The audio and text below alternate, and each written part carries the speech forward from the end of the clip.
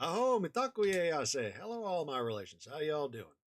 My name is The Lucky Coyote, and today we are going to be reading some more Lovecraft. So I hope y'all enjoy that.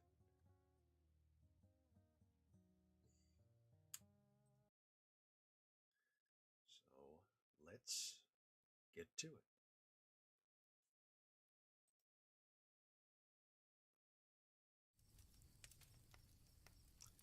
This first story is entitled The Tree. The Tree was probably written in the spring of 1920, generally considered a Dunsinian story, probably because of its mellifluous pose. It is an anomaly in being set in ancient Greece. Very few of Dunsey's works are set there, with the exception of the play Alexander in 1912.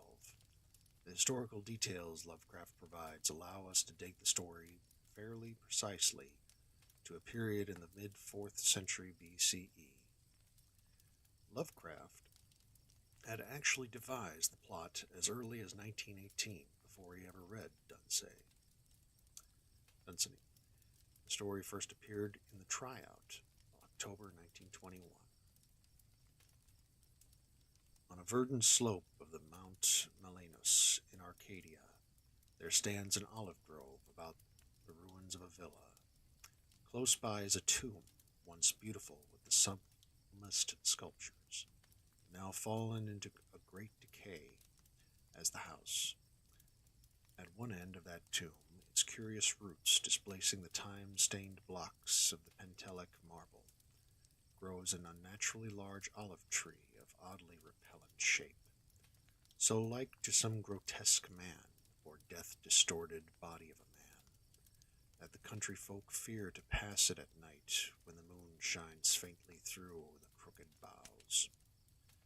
Mount Melanus is a chosen haunt of the dreaded Pan, whose queer companions are many, and simple swains believe that the tree must have some hideous kinship to those weird Paniski.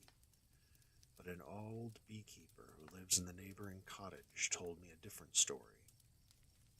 Many years ago, when the hillside villa was new and resplendent, there dwelt within it the two sculptors, Kalos and Musides. From Lydia to Neapolis, the beauty of their work was praised, and none dared say the one excelled the other in skill.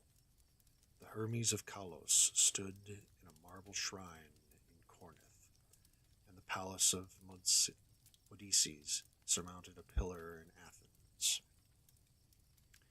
near the Parthenon. All men paid homage to Kalos and Musides, and marveled that no shadow of artistic journey cooled the warmth of their brotherly friendship. But through Kalos and Musides dwelt in unbroken harmony. Their natures were not alike. Whilst Musides revelled by night amidst the urban gaieties of the Tegea, Kalos would remain at home, stealing away from the sight of his slaves into the cool recesses of the olive grove. There he would meditate upon the visions that filled his mind, and there devise the forms of beauty which later became immortal in breathing marble.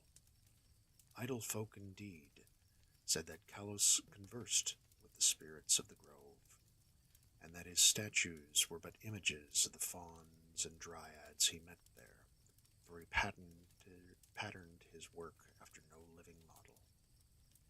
So famous were Kalos and Musides that no one wondered when the tyrant of Syracuse sent to them deputies to speak of the costly statue of Tyche, which he had planned for his city.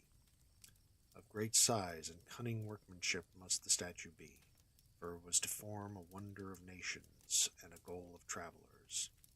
Exalted beyond the thought would be he whose work should gain acceptance, and for this honor Kalos and Musides were invited to compete.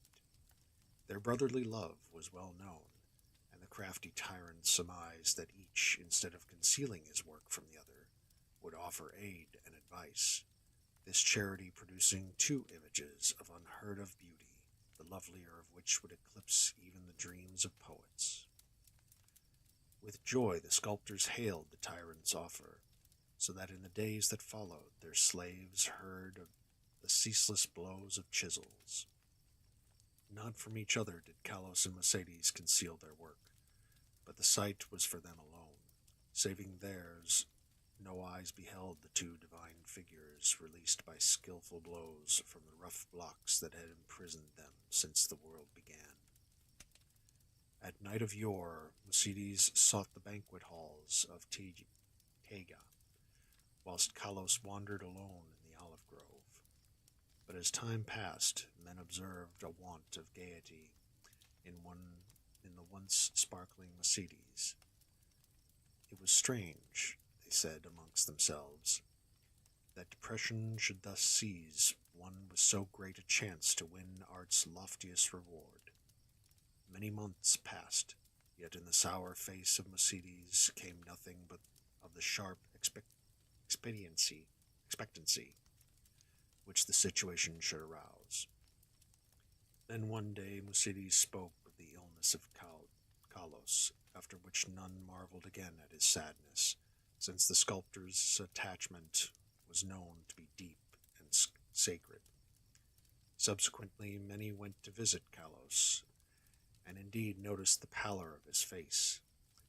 But there was about him a happy serenity which made his glance more magical than the glance of Mercedes, who was clearly distracted with anxiety, and who pushed aside all the slaves in his eagerness to feed and wait upon his friend with his own hands. Hidden behind heavy curtains stood the two unfinished figures of Tyche, little touched of late by the sick man and his faithful attendant. As Kalos grew inexplicably weaker and weaker despite the ministrations of puzzled physicians and his assiduous friend, he desired to be carried often to the grove which he so loved. There he would ask to be left alone, as if wishing to speak with unseen things. Mercedes ever granted his requests, though his eyes filled with visible tears at the thought that Kalos should care more for the fauns and the dryads than for him. At last the end drew near, and Kalos discoursed of things beyond this life. Mercedes, weeping, promised him a sepulchre more lovely than the tomb of Mausoleus. But Kalos bade him speak no more of marble glories. Only one wish now haunted the mind of the dying man, that twigs from certain olive trees in the grove be buried by his resting place, close to his head. At one night, sitting alone in the darkness of the olive grove, Kalos died. Beautiful beyond words was the marble sepulchre which stricken Mercedes carved for his beloved friend. None but Kalos himself could have fashioned such bas reliefs, wherein were displayed all the splendors of Elysium. Nor did Mercedes fail to bury close to Kalos's head the olive twigs from the grove. As the first violence of Mercedes's grief gave place to resignation, he labored with diligence upon his figure of Tyche. All honor was now his, since the tyrant of Syracuse would have the work of none save him or Kalos. His task proved a vent for his emotion, and he toiled more steadily each day, shunning the gaieties he once had relished. Meanwhile his evenings were spent beside the tomb of his friend, where a young olive tree had sprung up near the sleeper's head. So swift was the growth of this tree, and so strange was its form, that all who beheld it exclaimed in surprise, and Mercedes seemed at once fascinated and repelled. 3 years after the death of Kalos, Mercedes dispatched a messenger to the tyrant, and it was whispered in the agora that Tyche and the mighty statue was finished. By the time the tree and by the tomb had attained an amazing proportions, exceeding all other trees of its kind, and sending out a singularly heavy branch above the apartment in which Mercedes labored. As many visitors came to view the prodigious tree as to admire the art of the sculptor, so that Mercedes was seldom alone, but he did not mind his multitude of guests. Indeed, he seemed to dread being alone now that his absorbing work was done. The bleak mountain wind, sighing through the olive grove and the tomb tree, had an uncanny way of forming vaguely articulate sounds. The sky was dark on the evening that the tyrant's emissaries came to Tyche. It was definitely known that they had come to bear away the great image of Tyche and bring eternal honor to Mercedes, so their reputation by the proxenoi was of great warmth. As the night wore on, a violent storm of wind broke over the crest of Melanus, and the men far from Syracuse were glad that they had rested snugly in the town. They talked of their illustrious tyrant, and of the splendor of his capital, and exulted in the glory of the statue which Mercedes had wrought for him. And then the men of Tyche spoke of the goodness of Mercedes, and of his heavy grief for his friend, and how not even the coming of laurels of art could console him in the absence of Kalos, who might have worn those laurels instead. Of the tree which grew by the tomb near the head of Kalos they also spoke. The wind shrieked more horribly, and both the Syracusans and the Arcadians prayed to Alois. In the sunshine of the morning, the Proxenoi led the tyrant's messengers up the slope to the abode of the sculptor, but the night wind had done strange things. Slaves' cries ascended from a scene of desolation, and no more amidst the olive grove rose the gleaming colonnades, that vast hall wherein Mercedes had dreamed and toiled.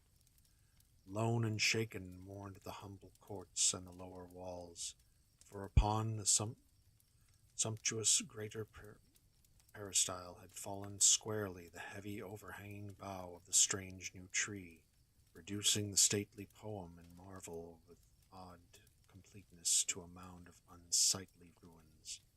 Strangers and Tegans stood aghast, looking from the wreckage to the great sinister tree whose aspect was so weirdly human and whose roots reached so queerly into the sculptured sepulchre of Kalos, and their fear and dismay increased when they searched the fallen apartment for the gentle Mercedes and of the marvelously fashioned image of Tyche.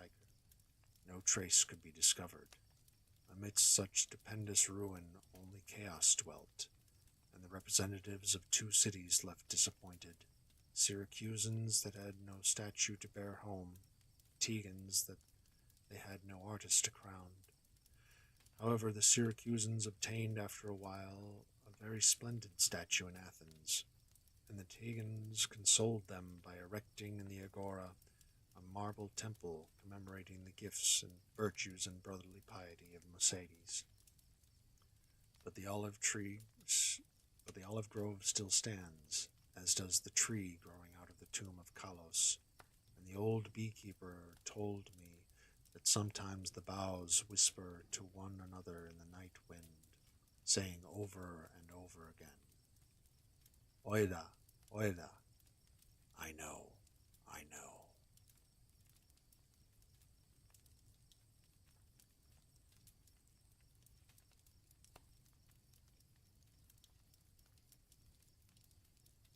This ends the tree.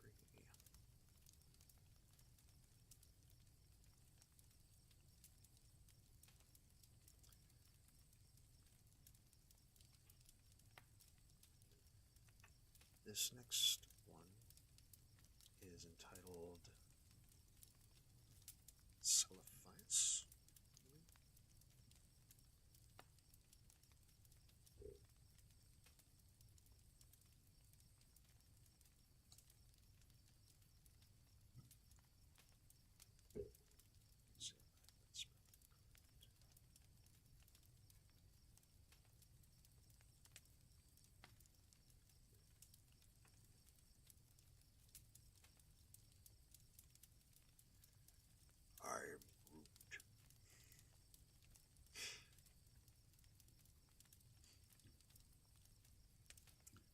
This story was written in November 1920, first published in The Rainbow, May 1922, an amateur journal edited by Sonia H. Green, whom Lovecraft would later marry.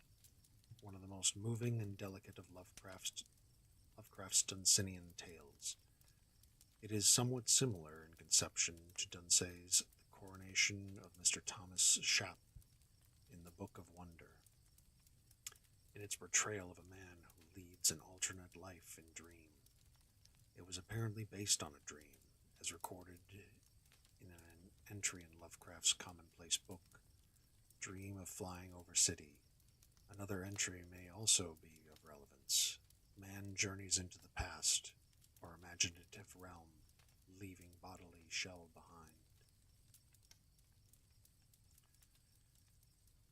In a dream, Kuranes saw the city in the valley, and the sea coast beyond, and the snowy peak overlooking the sea, and the gaily painted galleys that sail out of the harbor toward the distant regions where the sea meets the sky. In a dream it was also that he came by his name of Kuranes, for when awake he was called by another name. Perhaps it was natural for him to dream a new name, for he was the last of his family, and alone among the indifferent millions of London, so there were not many to speak to him and reminded him who he had been. His money and lands were gone, and he did not care for the ways of people about him, but preferred to dream and write of his dreams. What he wrote was laughed at by those to whom he shewed it, and so that after a time he kept his writings to himself, and finally ceased to write. The more he withdrew from the world about him, the more wonderful became his dreams, and it would have been quite futile to try to describe them on paper. Corones was not modern, and did not think like others who wrote, whilst they strove to strip from life its embodied robes of mirth, and to show in naked ugliness the foul thing that is reality. Corones sought for beauty alone. When truth and experience failed to reveal it, he sought in fancy and illusion, and found it on his very doorstep, amid the nebulous memories of childhood tales and dreams. There are not many persons who know what wonders are opened to them in the stories and visions of their youth. For when as children we listen and dream, we think but half-formed thoughts, and when as men we try to remember, we are dulled and prosaic with the poison of life.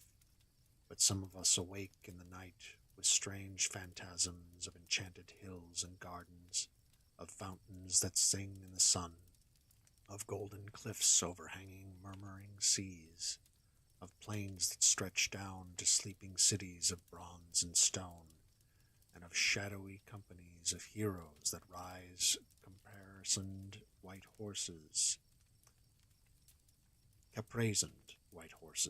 along the edges of thick forests. And then we know that we have looked back through the ivory gates into that world of wonder, which was ours before we were wise and unhappy. Corones came very suddenly upon his old world of childhood. He had been dreaming of the house where he was born, the great stone house covered with ivy, where 13 generations of his ancestors had lived, and where he had hoped to die. It was moonlight, and he had stolen out into the fragrant summer night, through the gardens, down the terraces, past the great oaks of the park, and along the long white road to the village. The village seemed very old, eaten away at the edge like the moon which had commenced to wane, and Corones wondered whether the peaked roofs of the small houses hid sleep or death. In the streets were spears of long grass, and the window panes on either side were either broken or flimsily staring. Corones had not lingered, but had plodded on as though summoned toward some goal. He dared not disobey the summons for fear it might prove an illusion, like the urges and aspirations of waking life, which do not lead to any goal. Then he had been drawn down a lane that led off from the village street toward the Channel Cliffs, and had come to the end of things, to the precipice and the abyss where all the village and all the world fell abruptly into the unechoing emptiness of infinity, and where even the sky ahead was empty and unlit by the crumbling moon and the peering stars. Faith had urged him on, over the precipice and into the gulf, where he had floated down, down, down, past dark, shapeless, undreamed dreams, faintly glowing spheres that may have been partly dreamed dreams, and laughing winged things that seemed to mock the dreamers of all the worlds. Then a rift seemed to open in the darkness before him, and he saw the city of the valley, glistening radiantly. Far, far below, with a background of sea and sky, and a snow-capped mountain near the shore. Corones had awakened the very moment he beheld the city, yet he knew from his brief glance that it was none other than Celephius in the valley of Uthnagare, Nargai, beyond the Tenarian hills, where his spirit had dwelt all the eternity of an hour one summer afternoon very long ago, when he had slipped away from his nurse and let the warm sea breeze lull him to sleep as he watched the clouds from the cliff near the village. He had protested then when they had found him, waked him, and carried him home, for just as he was aroused, he had been about to sail in a golden galley, for those alluring regions where the sea meets the sky, and now he was equally resentful of awakening, for he had found his fabulous city after 40 weary years. But 3 nights afterward, Karanes came again to Celephius. As before, he dreamed first of the village that was asleep or dead, and of the abyss down which one must float silently. Then the rift appeared again, and he beheld the glittering minarets of the city, and saw the graceful galleys riding at anchor in the blue harbor, and watched the ginkgo trees of Mount Aran swaying in the sea breeze. But this time he was not snatched away, like a winged being settled gradually over a grassy hillside, till finally his feet rested gently on the turf. He had indeed come back to the valley of Uthnagare and the splendid city of Celephius, Nargai, Uthnargai. Down the hill amid sacred grasses, scented grasses, and brilliant flowers walked Karanes over the bubbling Naraksa on the small wooden bridge where he had carved his name so many years ago, and through the whispering grove to the great stone bridge by the city gate. All was as of old, nor were the marble walls discolored, nor the polished bronze statues upon them tarnished, and Karanes saw that he need not tremble lest the things he knew be vanished. For even the sentries on the ramparts were the same, and still as young as he remembered them. When he entered the city, past the bronze gates and over the onyx pavements, the merchants and camel drivers greeted him as if he had never been away, and it was the same at the turquoise temple of Nath Horthab, where the orchid-wreathed priests told him that there is no time in Uthnargai, but only perpetual youth. Then Karanes walked through the street of pillars to the seaward wall, where gathered the traders and sailors, and strange men from the regions where the sea meets the sky. There he stayed long, gazing out over the bright harbor where the ripples sparked beneath an unknown sun, and where rode lightly the galleys from far places over the water. And he gazed also upon Mount Aran, rising regally from the shore, its lower slopes green with swaying trees, and its white summit touching the sky. More than ever, Karanes wished to sail in a galley to the far places of which he had heard so many strange tales, and he sought again the captain who had agreed to carry him so long ago. He found the man, Athib, sitting on the same chest of spices he had sat upon before, and Athib seemed not to realize that any time had passed. Then the two rowed to a galley in the harbor, giving orders to the oarsmen, commenced to sail out into the billowy Cyrenian Sea that leads to the sky. For several days they glided undauntedly over the water, till finally they came to the horizon, where the sea meets the sky. Here the galley paused not at all, but floated easily in the blue of the sky among fleecy clouds tinted with rose. And far beneath the keel, Karanes could see strange lands and rivers, and cities of surpassing beauty, spread indolently in the sunshine which seemed to never lessen or disappear.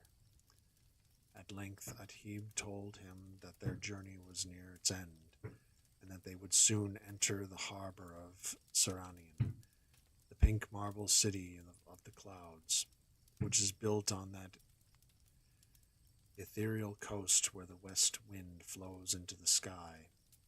But as the highest of the city's carven towers came into sight, there was a sound somewhere in space, and Karanes awakened in his London garret. For many months after that, Karanes sought the marvelous city of Celephius and its sky-bound galleys in vain, and though his dreams carried him to many gorgeous and unheard-of places, no one whom he met could tell him how to find Nargai beyond the Tanarian hills. One night he went flying over dark mountains where there were faint, lone campfires at a great distances apart, and strange, shaggy herds with tinkling bells on their leaders. And in the wildest part of this hilly country, so remote that few men could ever have seen it, he found a hideously ancient wall or causeway of stone zigzagging along the ridges and valleys, too gigantic to ever have been risen by human hands, and of such length that neither end of it could be seen. Beyond that wall in the grey dawn, he came to a land of quaint gardens. Hold one moment.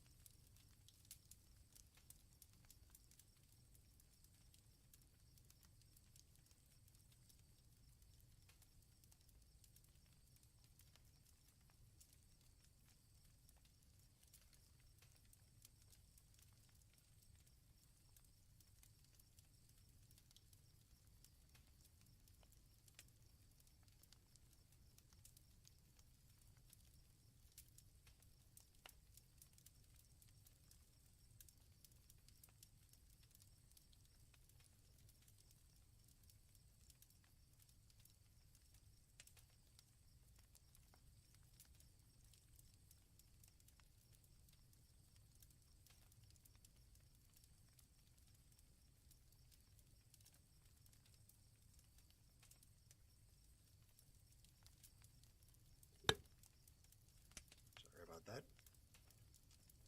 Getting back to reading.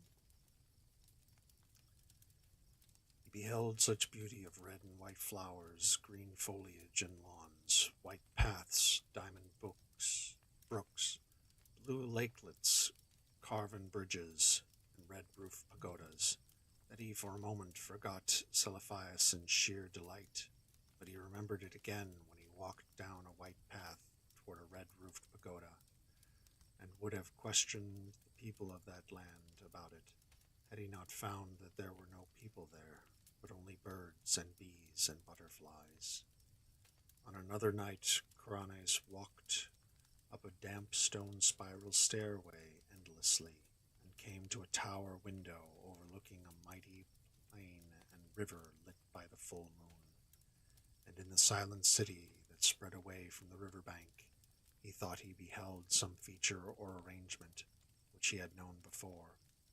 He would have descended and asked the way to Nargai, had not a fearsome aurora sputtered up from some remote place beyond the horizon, shewing the ruin and antiquity of the city, and the stagnation of the reedy river, and the death lying upon that land, as it had lain since King Cainatheolus came home from his conquests to find the vengeance of the gods. So Karanes sought fruitlessly for the marvelous city of Seliphias and its galleys that sail to Serenian in the sky. Meanwhile, seeing many wonders, and once barely escaping from the high priest not to be described, which wears a yellow silken mask over his face, and dwells all alone in a prehistoric stone monastery on the cold desert plateau of Leng. In time, he grew so impatient of the bleak intervals of day that he began buying drugs in order to increase his periods of sleep. Hashish helped a great deal, and once sent him to a part of space wherefrom does not exist, but where glowing gases study the secrets of existence, and a violet-colored gas told him that his part of space was outside what he had called infinity. The gas had not heard of planets and organisms before, but identified Karanes merely as one from the infinity where matter, energy, and gravitation exist.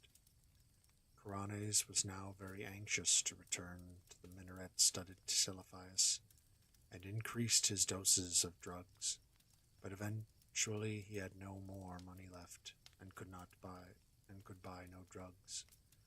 Then one summer day he was turned out of his garret and wandered aimlessly through the streets, drifting over a bridge to a place where the houses grew thinner and thinner. And it was there that fulfillment came, and he met the cortege of knights come from Seliphias to bear him thither forever.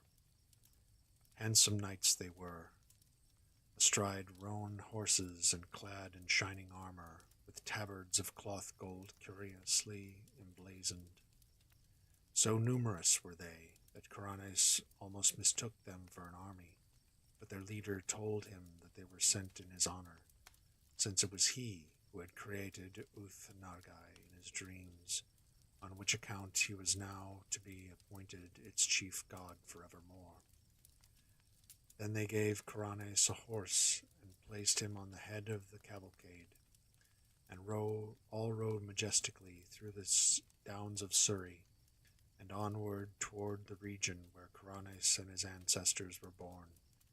It was very strange, but as the riders went on, they seemed to gallop back through time, for whatever they passed through a village in the twilight, they saw only such houses and villages as Chaucer or men before him might have seen. And sometimes they saw knights on horseback with small companies of retainers. When it grew dark, they traveled more swiftly, till soon they were flying uncannily as if in the air. In the dim dawn they came upon the village which Karanes had seen alive in his childhood, and asleep or dead in his dreams. It was alive now, and early villagers curtsied as the horsemen clattered down the street and turned off into the lane that ends in the abyss of dream. Karanes had previously entered that abyss only at night, and wondered what it would look like by day, so he watched anxiously as the column approached its brink. Just as they galloped up the rising ground to the precipice, golden glare came somewhere out of the east, and hid all the landscape in its effulgent draperies. The abyss was now a seething chaos of roseate and cerulean splendor, and invisible voices sang exultantly as the nightly entourage plunged over the edge and floated gracefully down, past glittering clouds and silvery coruscations. Endlessly down the horsemen floated, their chargers pawing the aether as if galloping over golden sands, and then the luminous vapors spread apart to reveal a greater brightness, the brightness of the city of Seliphias, and the sea coast beyond, and the snowy peak overlooking the sea, and the gaily painted galleys that sail out of the harbor toward distant regions where the sea meets the sky. And Karanes reigned thereafter over Uth Nargai, and all the neighboring regions of dream, and held his court alternately in Celephius and in the cloud-fashioned Cyrenian. He reigns there still, and will reign happily forever, though below the cliffs at Innsmouth the channel tides played mockingly with the body of a tramp who had stumbled through the half-deserted village at dawn, played mockingly and casted upon the rocks by ivy-covered Trevor Towers, where a notably fat and especially offensive millionaire brewer enjoys the purchased atmosphere of extinct nobility. Thus ends Celephius.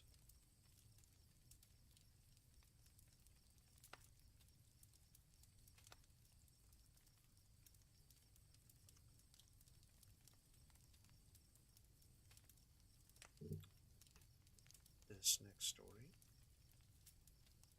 is entitled Ex Oblivione.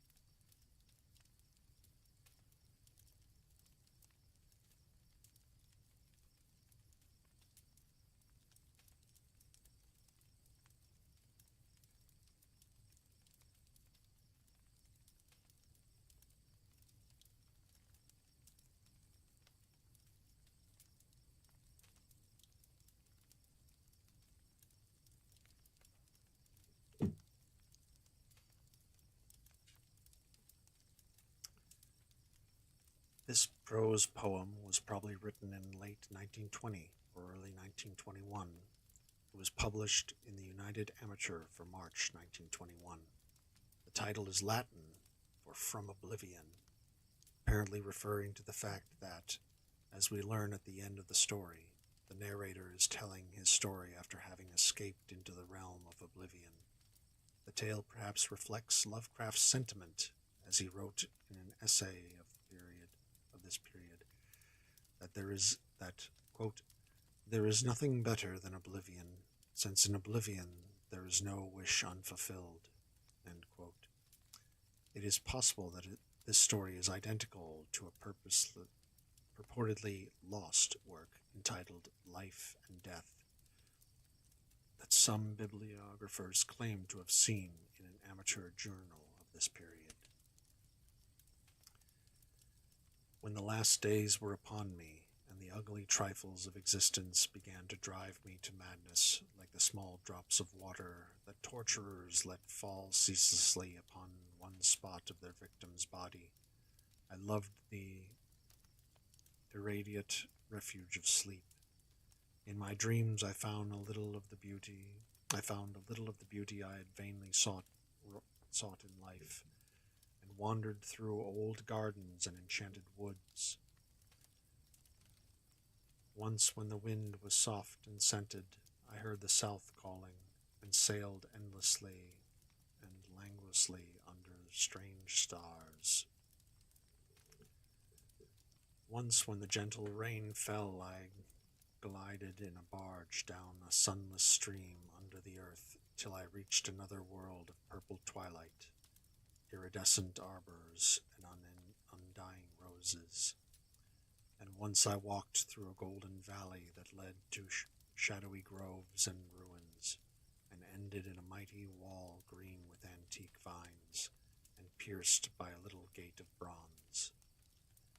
Many times I walked through that valley, and longer would I pause in the spectral half-light, where the giant trees squirmed and twisted grotesquely, and the gray ground stretched damply from trunk to trunk, sometimes disclosing the mold-stained stones of buried temples.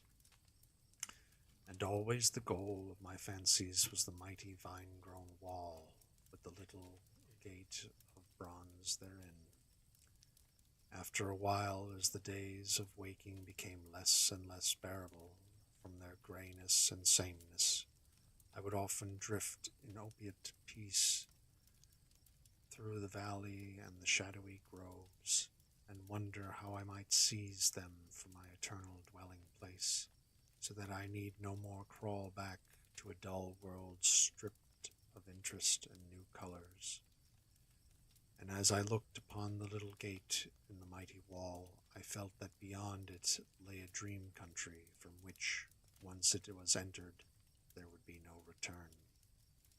So each night in sleep I strove to find the hidden latch of the gate in the ivied antique wall, though it was exceedingly well hidden, and I would tell myself that the realm beyond the wall was not more lasting merely, but more lovely and radiant as well. Then one night in the dream city of Zakarian, I found a yellowed papyrus filled with the thoughts of dream sages who dwelt of old in that city, and who were too wise ever to be born in the waking world. Therein were written many things concerning the world of dream, and among them was lore of a golden valley, and a sacred grove with temples, and a high wall pierced by a little bronze gate. When I saw this lore, I knew that it touched on the scenes I had haunted, and I therefore read long in the yellowed papyrus. Some of the dream sages wrote gorgeously of the wonders beyond the impassable gate, but others told of horror and disappointment. I knew not which to believe, yet longed more and more to cross forever into the unknown land, for doubt and secrecy are the lure of lures, and no new horror can be more terrible than the daily torture of the commonplace. So when I learned of the drug which would unlock the gate and drive me through, I resolved to take it when next I awaked. Last night I swallowed the drug and floated dreamily into the golden valley and the shadowy groves, and when I came from this time to the antique wall, I saw that the small gate of bronze was ajar. From beyond came a glow that weirdly lit the giant twisted trees and the tops of the buried temples, and I drifted on songfully, expectant of the glories of the land from whence I should never return. But as the gate swung wider and the sorcery of drug and dream pushed me through, I knew that all sights and glories were at an end, for in that new realm was neither land nor sea, but only the white void of unpeopled and the illimitable space. So happier than I had ever dared hope to be, I dissolved again into that native infinity of crystal oblivion, from which the daemon life had called me for one brief and desolate hour.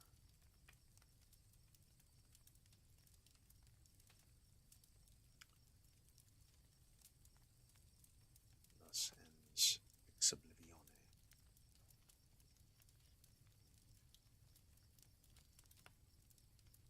This next one is entitled The Nameless City.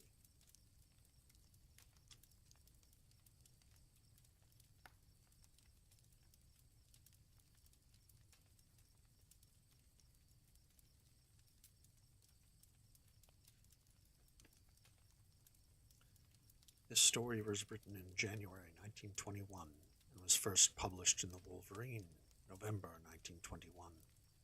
Lovecraft had a surprising fondness for it and continually attempted to secure its publication in a professional magazine, but it was repeatedly rejected, finally appearing, with numerous misprints, in Fanciful Tales, Fall 1936. It is noteworthy for the first mention of Abdul al-Hazred in Lovecraft's work, and the first citation of his unexplainable couplet. Its use of bas reliefs to tell the history of an alien species was handled in a much superior fashion in At the Mountains visions of madness. The mention of Iram, the city of pillars, is taken directly from an article in the Encyclopedia Britannica. When I drew nigh on the nameless city, I knew it was accursed. I was traveling in a parched and terrible valley under the moon, and afar I saw it protruding uncannily above the sands as parts of a corpse may protrude from an ill-made grave. Fear spoke from the age-worn stones of this hoary survivor of the deluge, this great-grandmother of the eldest pyramid, and a viewless aura repelled me and bade me retreat from antique and sinister secrets that no man should see, and no man else had ever dared to see. Remote in the desert of Araby lies the nameless city, crumbling and inarticulate, its low walls nearly hidden by the sands of uncounted ages. It must have been thus before the first stones of Memphis were laid, and while the bricks of Babylon were yet unbaked. There is no legend so old as to give it a name, or to recall that which it was ever alive, but it is told of in whispers around campfires, and muttered about by grandmas in the tents of sheiks, so that all the tribes shun it without wholly knowing why. In was of this place that of Abdul al-Hazred, the mad poet, dreamed on the night before he sang this unexplicable couplet. That which is not dead, that is not dead, which can eternal lie, and with strange eons even death may die. I should have known that the Arabs had a good reason for shunning the nameless city, that the city told of in strange tales but seen by no living man. Yet I defied them and went into the untrodden waste with my camel. In alone have seen it, and that is why no other face bears such hideous lines of fear as mine, why no other man shivers so horribly when the night wind rattles the windows. When I came upon it in the ghastly stillness of unending sleep, it looked at me, chilly from the rays of a cold moon amidst the desert's heat, and as I returned its look I forgot my triumph at finding it, and stopped still with my camel to wait for the dawn.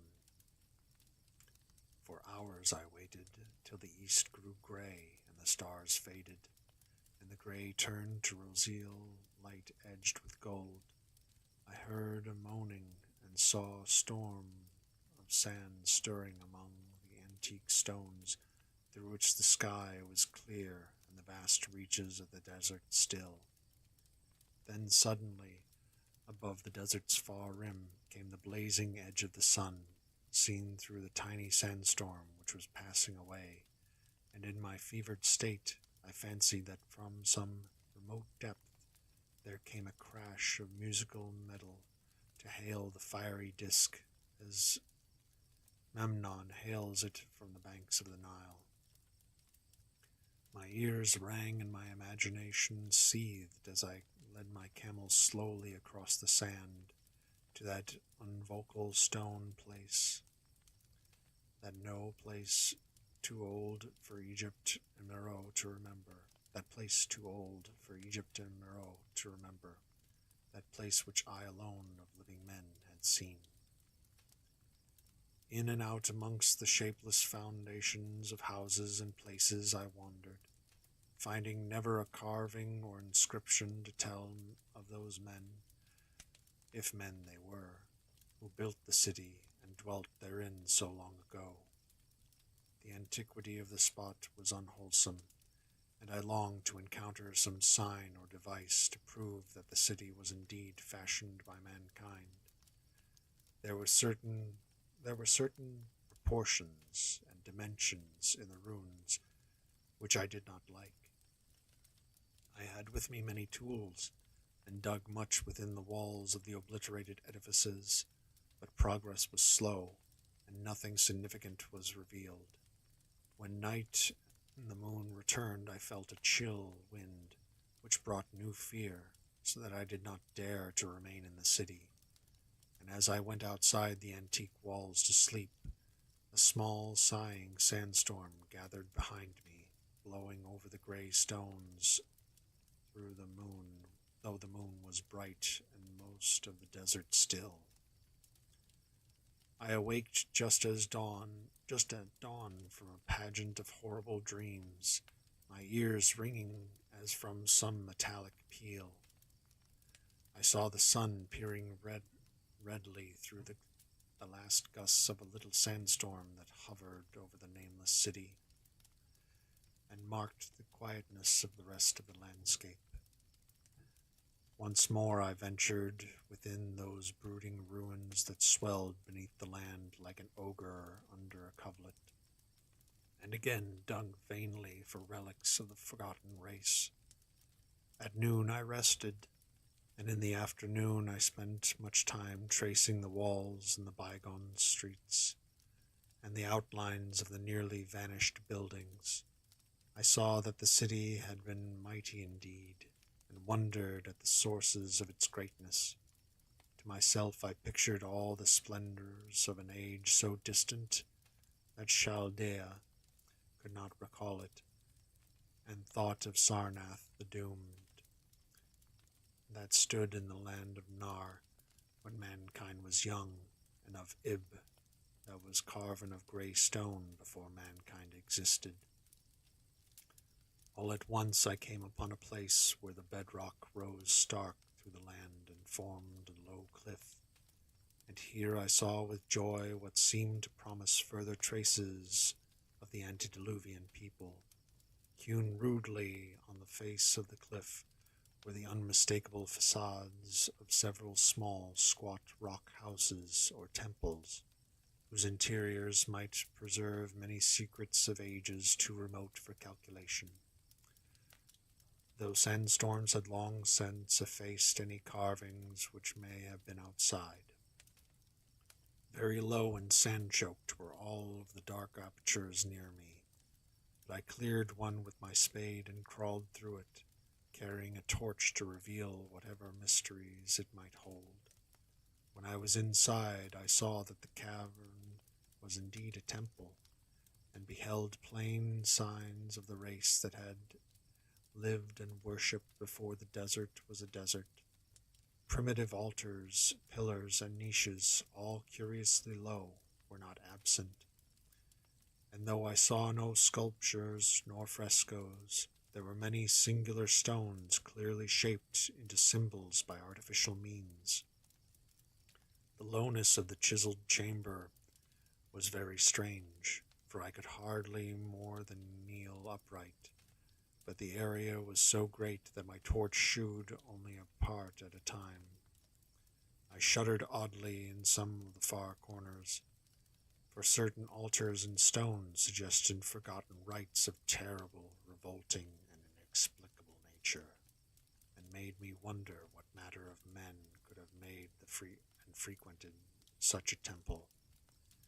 When I had seen all the place contained, I crawled out again, avid to find what the other temples might yield. Night had now approached, yet the tangible things I had seen made curiosity stronger than fear, so that I did not flee from the long moon-cast shadows that had daunted me when first I saw the nameless city. In the twilight, I cleared another aperture, and with a new torch crawled into it, finding more vague stones and symbols, though nothing more definite than the other temple had contained. The room was just as low, but much less broad, ending in a very narrow passage with the obscure and cryptical shrines. About these shrines I was prying when the noise of a wind and of my camel outside broke through the stillness and drew me forth to see what could have frightened the beast. The moon was gleaming vividly over the primeval ruins, lighting a dense cloud of sand that seemed blown by a strong but decreasing wind from some point along the cliff ahead of me. I knew it was this chilly, sandy wind which had disturbed the camel, and was about to lead him to a place of better shelter when I chanced to glance up and saw that there was no wind atop the cliff. This astonished me and made me fearful again, but I immediately recalled the sudden local winds I had seen and heard before at sunrise and sunset, and judged it was a normal thing. I decided that it came from some rock fissure leading to a cave, and watched the troubled sand to trace it to its source, soon perceiving that it came from the black orifice of a temple a long distance south of me, almost out of sight. Against the choking sand cloud I plodded toward this temple, which as I neared it loomed larger than the rest, and showed a doorway far less clogged with caked sand. I would have entered had not the terrific force of the icy wind almost quenched my torch. It poured madly out of the dark door, sighing uncannily as it ruffled the sand and spread about the weird ruins. Soon it grew fainter, and the sand grew more and more still, till finally all was at rest again.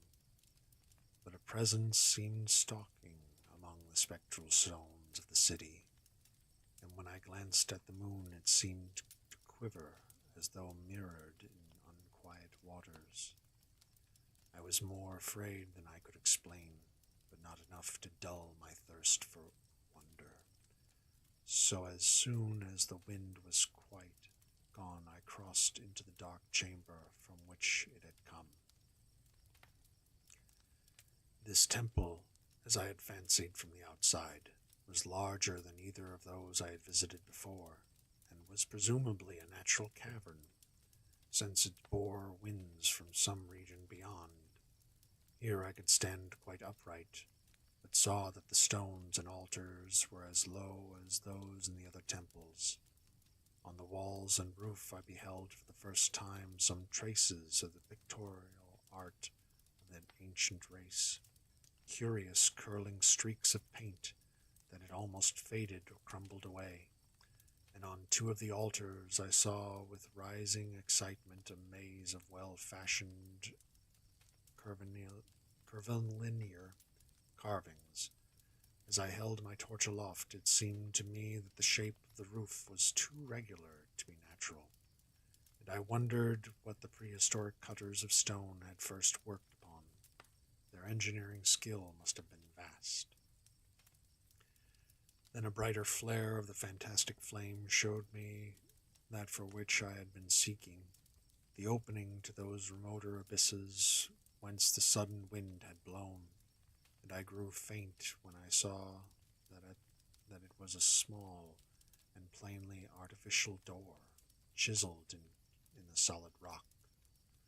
I thrust my torch within, beholding a black tunnel with the roof arching low over a rough flight of very small, numerous, and steeply descending steps. I shall always see those steps in my dreams, for I came to learn what they meant. At the time I hardly knew whether to call them steps or mere footholds in a precipitous descent. My mind was whirling with mad thoughts, and the words and warnings of Arab prophets seemed to float across the desert from lands that men know to the nameless city that men dare not know.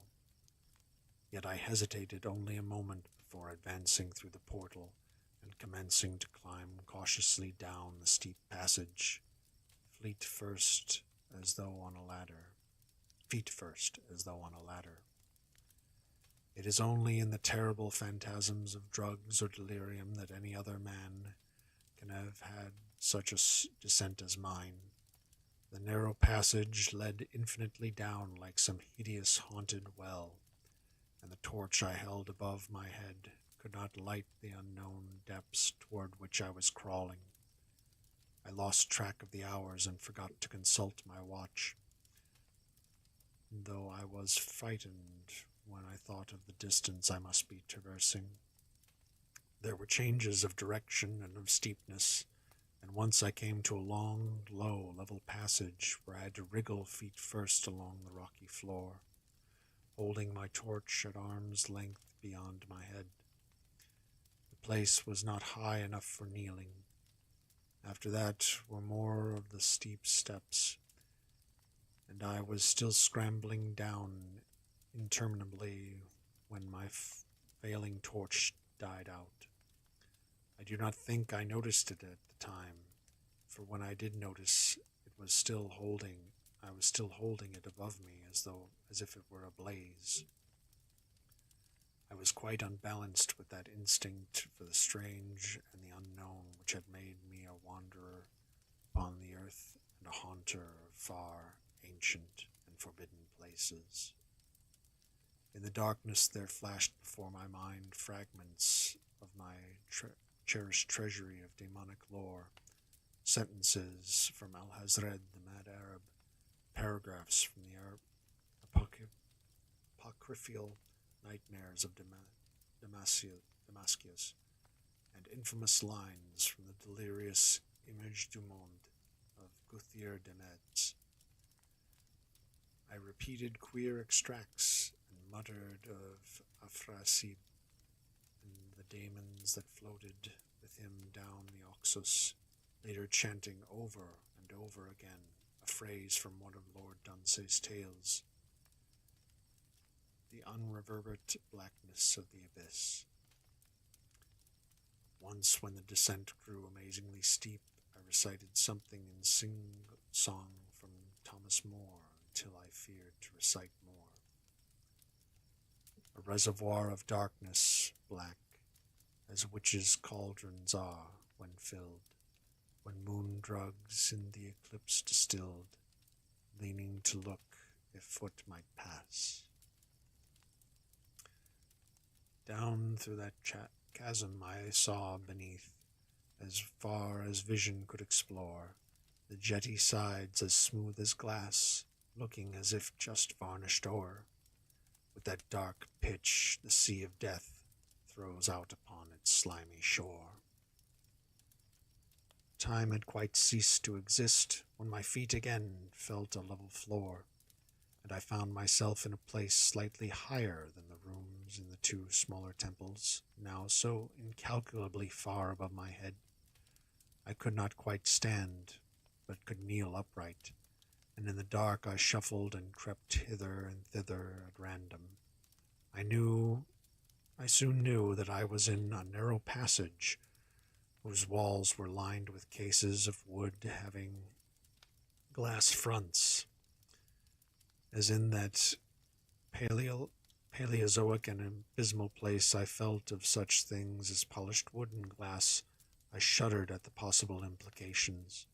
The cases were apparently ranged along each side of the passage at regular intervals, and were oblong and horizontal, hideously like coffins in shape and size. When I tried to move 2 or 3 for further examination, I found they were firmly fastened. I saw that the passage was a long one, so floundered ahead and rapidly in a creeping run that would have seemed horrible had any eye watched me in the blackness, crossing from side to side occasionally to feel of my surroundings, and to be sure the walls and rows of cases still stretched on. Man is so used to thinking visually that I almost forgot the darkness and pictured the endless corridor of wood and glass in its low, studded monotony as though I saw it. And then, in a moment of indescribable emotion, I did see it. Just when my fancy merged into real sight, I cannot tell, but there came a gradual glow ahead, and all at once I knew that I saw the dim outlines of the corridor and the cases, revealed by some unknown subterranean phosphorescence. For a little while all was exactly as I had imagined it, since the glow was very faint, but as I mechanically kept on stumbling ahead into the stronger light, I realized that my fancy had not been feeble, had been but feeble. This hall was no relic of crudity like the temples in the city above, but a monument of the most magnificent and exotic art. Rich, vivid, and daringly fantastic designs and pictures formed a continuous scheme of mural painting whose lines and colors were beyond description. Cases were of a strange golden wood, which fronts of exquisite glass, and contained the mummified forms of creatures outreaching grotesqueness at the most chaotic dreams of man. The most chaotic dreams of man. To convey any idea of these monstrosities is impossible. They were of the reptile kind, with body lines suggesting sometimes the crocodile, sometimes the seal, but more often nothing of which either the naturalist or the paleontologist ever heard. In size, they approximated a small man, and their forelegs bore delicate and evidently flexible feet, curiously like human hands and fingers. But the strangest of all were their heads, which presented a contour violating all known biological principles. To nothing can such things be well compared. In one flash I thought of comparisons as varied as the cat, the bulldog, the mythic satyr, and the human being. Not Jove himself could had so colossal and protuberant a forehead, yet the horns and the noselessness of the alligator-like jaw placed the things outside all established categories. I debated for a time on the reality of the mummies, half suspecting they were artificial idols, but soon decided they were indeed some Paleogean species which had lived when the nameless city was alive. To crown their grotesqueness, most of them were gorgeously enrobed in the costliest of fabrics, and lavishly laden with ornaments of gold, jewels, and unknown shining metals. The importance of these crawling creatures must have been vast, for they held first place among the wild designs on the frescoed walls and ceiling. With matchless skill had the artists drawn them in a world of their own, wherein they had cities and gardens fashioned to suit their dimensions. And I could not but think that their pictured history was allegorical, perhaps showing the progress of the race that worshipped them. These creatures, I said to myself, were to the men of the nameless city what the she-wolf was to Rome, or some totem beast is to a tribe of Indians. Holding this view, I thought I could trace roughly a wonderful epic of the nameless city, the tale of a mighty sea-coast metropolis that ruled the world before Africa rose out of the waves, and of its struggles as the sea shrank away, and the desert crept into the fertile valley that held it.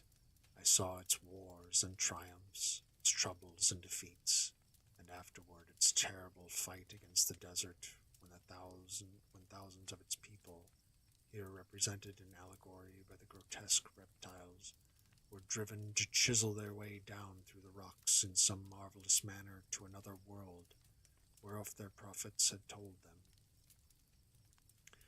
It was all vividly weird and realistic, and its connection with the awesome descent I had made was unmistakable.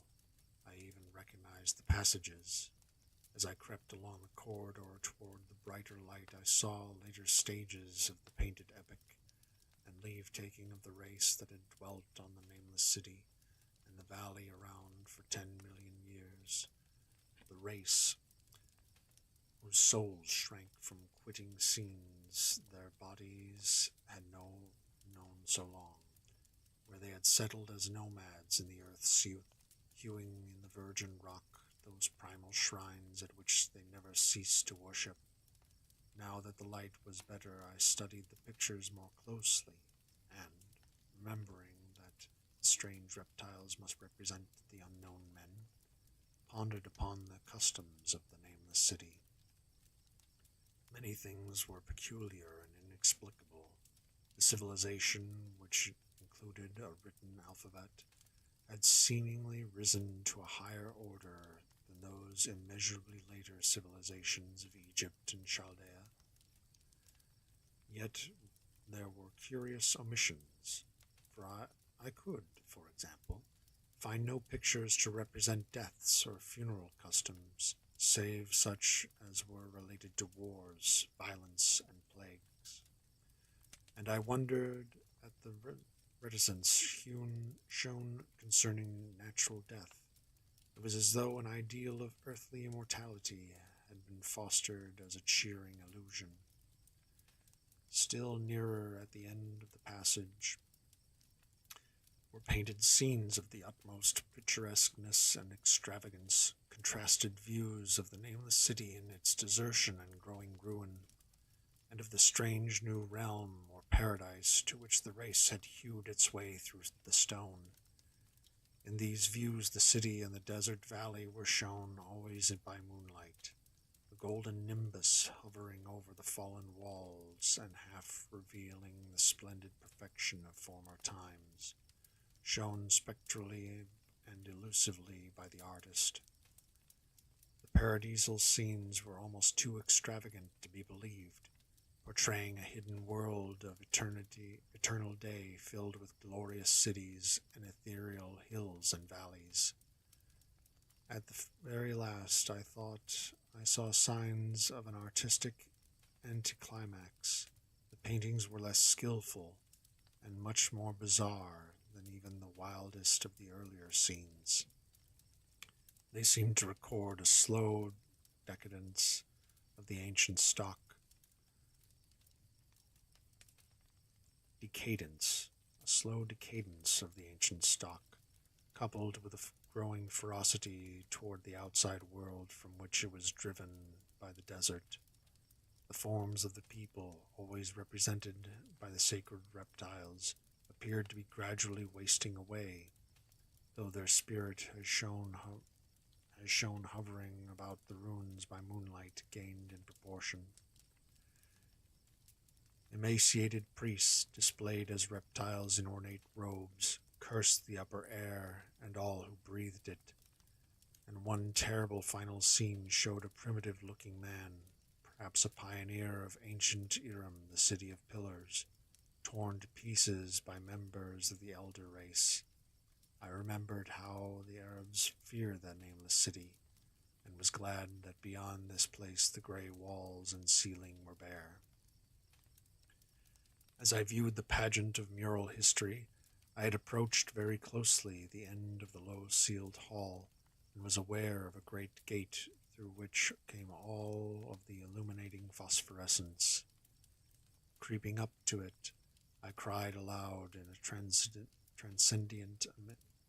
transcendent amazement at what lay beyond, for instead of other and brighter chambers, there was only an illimitable void of uniform radiance, such as one might fancy when gazing down from the peak of Mount Everest upon a sea of sunlit mist. Behind me was a passage so cramped that I could not stand upright in it. Before me was an infinity of subterranean effluence. Reaching down from the passage into the abyss was the head of a steep flight of steps, small numerous steps, like those of the black passages I had traversed, but after a few feet the glowing vapors concealed everything. Swung back open against the left-hand wall of the passage was a massive door of brass, incredibly thick and decorated with fantastic bas-reliefs, which could, if closed, shut the whole inner world of light away from the vaults and passages of rock. I looked at the steps, and for the nonce dared not try them. I touched the open brass door, and could not move it. Then I sank prone to the floor, my mind aflame with prodigious reflections which not even a death-like exhaustion could banish. As I lay still with closed eyes, free to ponder, many things I had lightly noticed in the frescoes came back to me with new and terrible significance. scenes representing the nameless city in its heyday, the vegetation of the valley around it, and the distant lands with which its merchants traded. The allegory of the crawling creatures puzzled me by its universal prominence, and I wondered that it should be so closely followed in a pictured history of such importance. In the frescoes, the nameless city I had been shown in proportions fitted to the reptiles.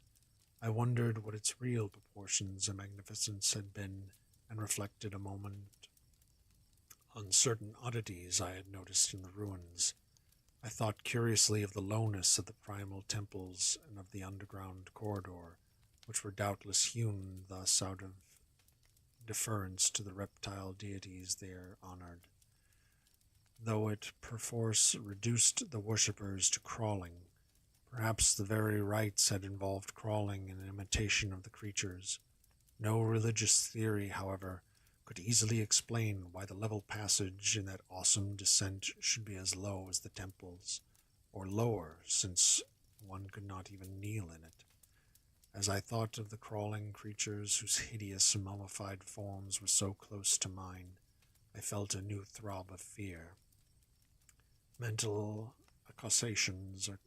associations are curious, and I shrank from the idea that except for the poor primitive man torn to pieces in the last painting, mine was the only human form amidst the many relics and symbols of primordial life. But always in my strange and roving existence, wonder soon drove out fear, for the luminous abyss and what it might contain presented a problem worthy of the greatest explorer. That a weird world of mystery lay far down that flight of peculiarly small steps, I could not doubt, and I hoped to find there those human memorials which the painted corridor had failed to give. The frescoes had pictured unbelievable cities, hills, and valleys in its lower realm, and my fancy dwelt on the rich and colossal ruins that awaited me. My fears, indeed, concerned the past rather than the future. Not even the physical horror of my position in that cramped corridor of dead reptiles and antediluvian frescoes, miles below the world I knew and faced by another world of eerie light and mist, could match the lethal dread I felt at the abysmal antiquity of the scene and its soul. As ancientness to so vast that measurement is feeble seemed to leer down from the primal stones of rock-hewn temples in the nameless city, while the very latest of the astounding maps in the frescoes showed oceans and continents that man has forgotten, with only here and there some vaguely familiar outline of what could have happened in the geological eons since the paintings ceased and the death-hating race resentfully succumbed to decay. No man might say. Life had once teemed in these caverns, and in the luminous realm beyond. Now I was alone with the vivid relics, and trembled to think of the countless ages through which these relics had kept a silent and deserted vigil. Suddenly there came another burst of that acute fear which had intermittently seized me ever since I first saw the terrible valley and the nameless city under a cold moon. And despite my exhaustion, I found myself staring frantically to a starting frantically to a sitting posture and gazing back along the black corridor toward the tunnels that rose to the outer world. My sensations were much like those which had made me shun the nameless city at night, and were as inexplicable as they were poignant. In another moment, however, I received a still greater shock in the form of a definite sound, the first of which had broken the utter silence of these tomb-like depths. In was a deep, low moaning, as if a distant throng of condemned spirits,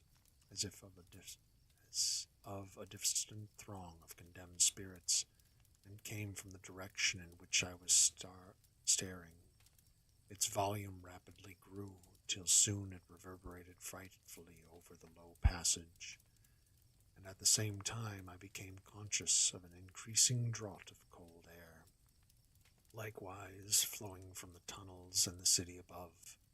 The touch of this air seemed to restore my balance, for I instantly recalled the sudden gusts which had risen around the mouth of the abyss each sunset and sunrise, one of which had indeed served to reveal the hidden tunnels to me.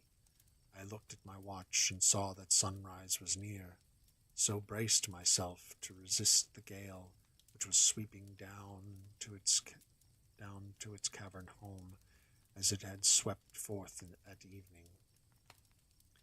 My fear again waned low, since a natural phenomenon tends to dispel broodings over the unknown. More and more madly poured the shrieking, moaning night wind into that gulf of the inner earth. I dropped prone again and clutched vainly at the floor for fear of being swept bodily through the open gate into the phosphorescent abyss. Such fury I had not expected, and as I grew aware of an actual slipping of my form toward the abyss, I was beset by 1,000 new terrors of apprehension and imagination. The malignancy of the blast awakened incredible fancies. Once more I compared myself shudderingly to the only other human image in that frightful corridor, the man who was torn to pieces by the nameless race. For in the fiendish clawing of the swirling currents there seemed to abide a vindictive rage, all the stronger became it was largely impotent. All the stronger because it was largely impotent. I think I screamed frantically near the last. I was almost mad, but if I did, so many cries were lost in the hell-born babble of the howling wind wraiths. I tried to crawl against the murderous invisible torrent, but I could not even hold my own as I was pushed slowly and inexorably toward the unknown world.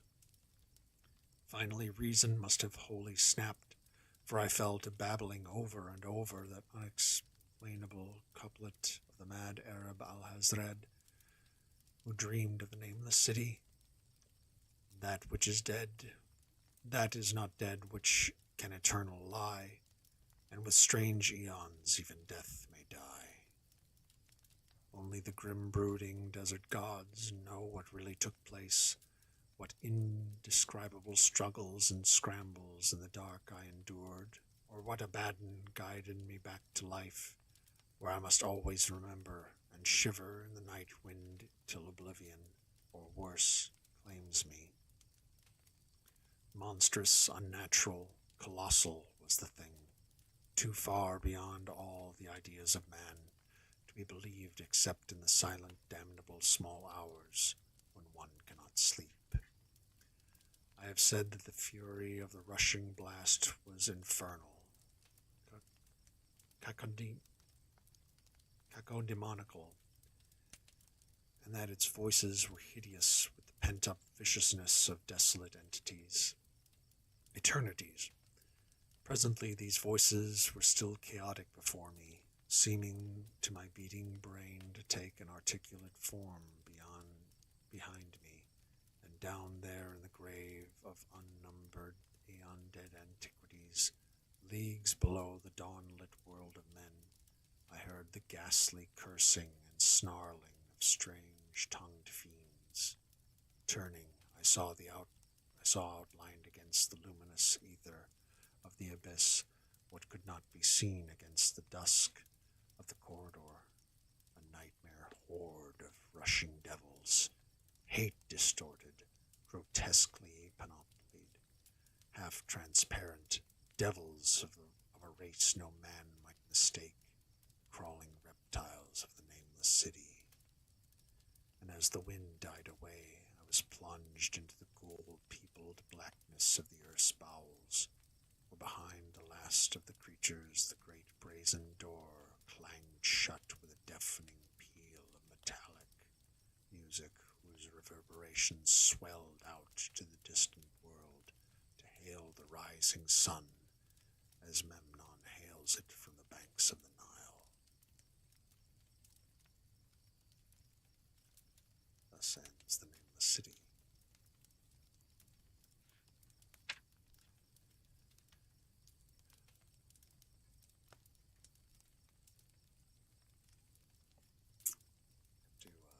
To change the temperature here on the thermostat, it's getting cold.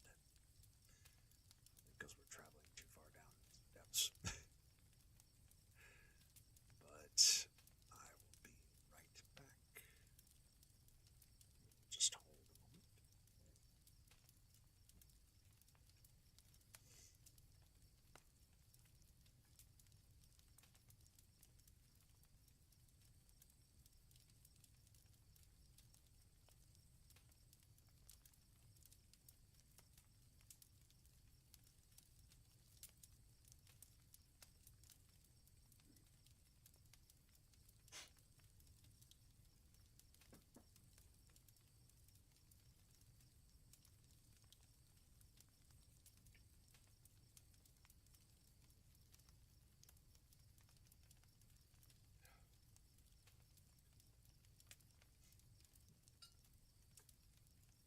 Actually, I do need to utilize the restrooms.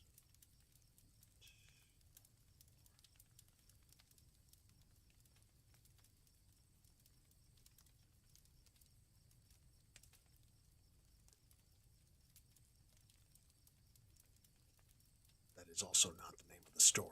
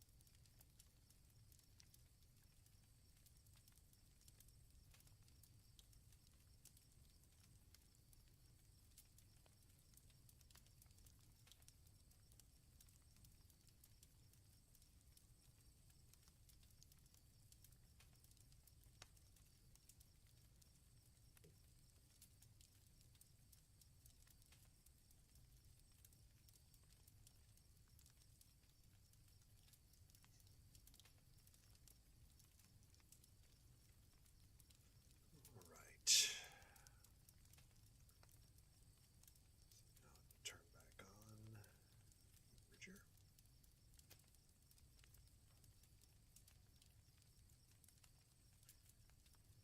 There we are. Back moving again.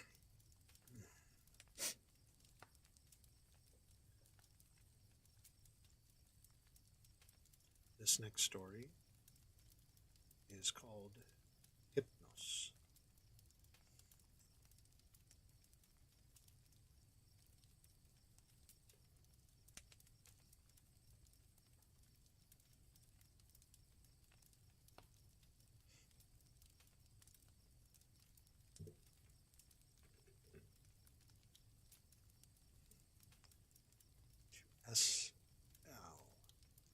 Hypnos was written in March 1922, just prior to Lovecraft's first visit to New York City in April.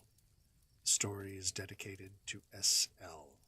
Samuel Loveman, whom Lovecraft had come to see in New York, and who is perhaps meant to be the strange individual whom the narrator befriends. A delicate tale that seems to combine supernatural realism with Dunsinian cosmicism. Hypnos develops a theme already evident in the wall and beyond the wall of sleep, that dreams provide access to other realms of entity beyond the mundane world. It first appeared in the National Amateur, May 1923.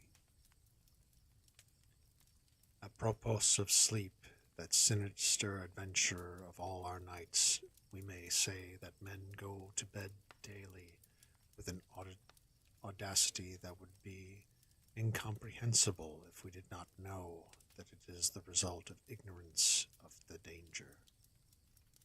Baudelaire.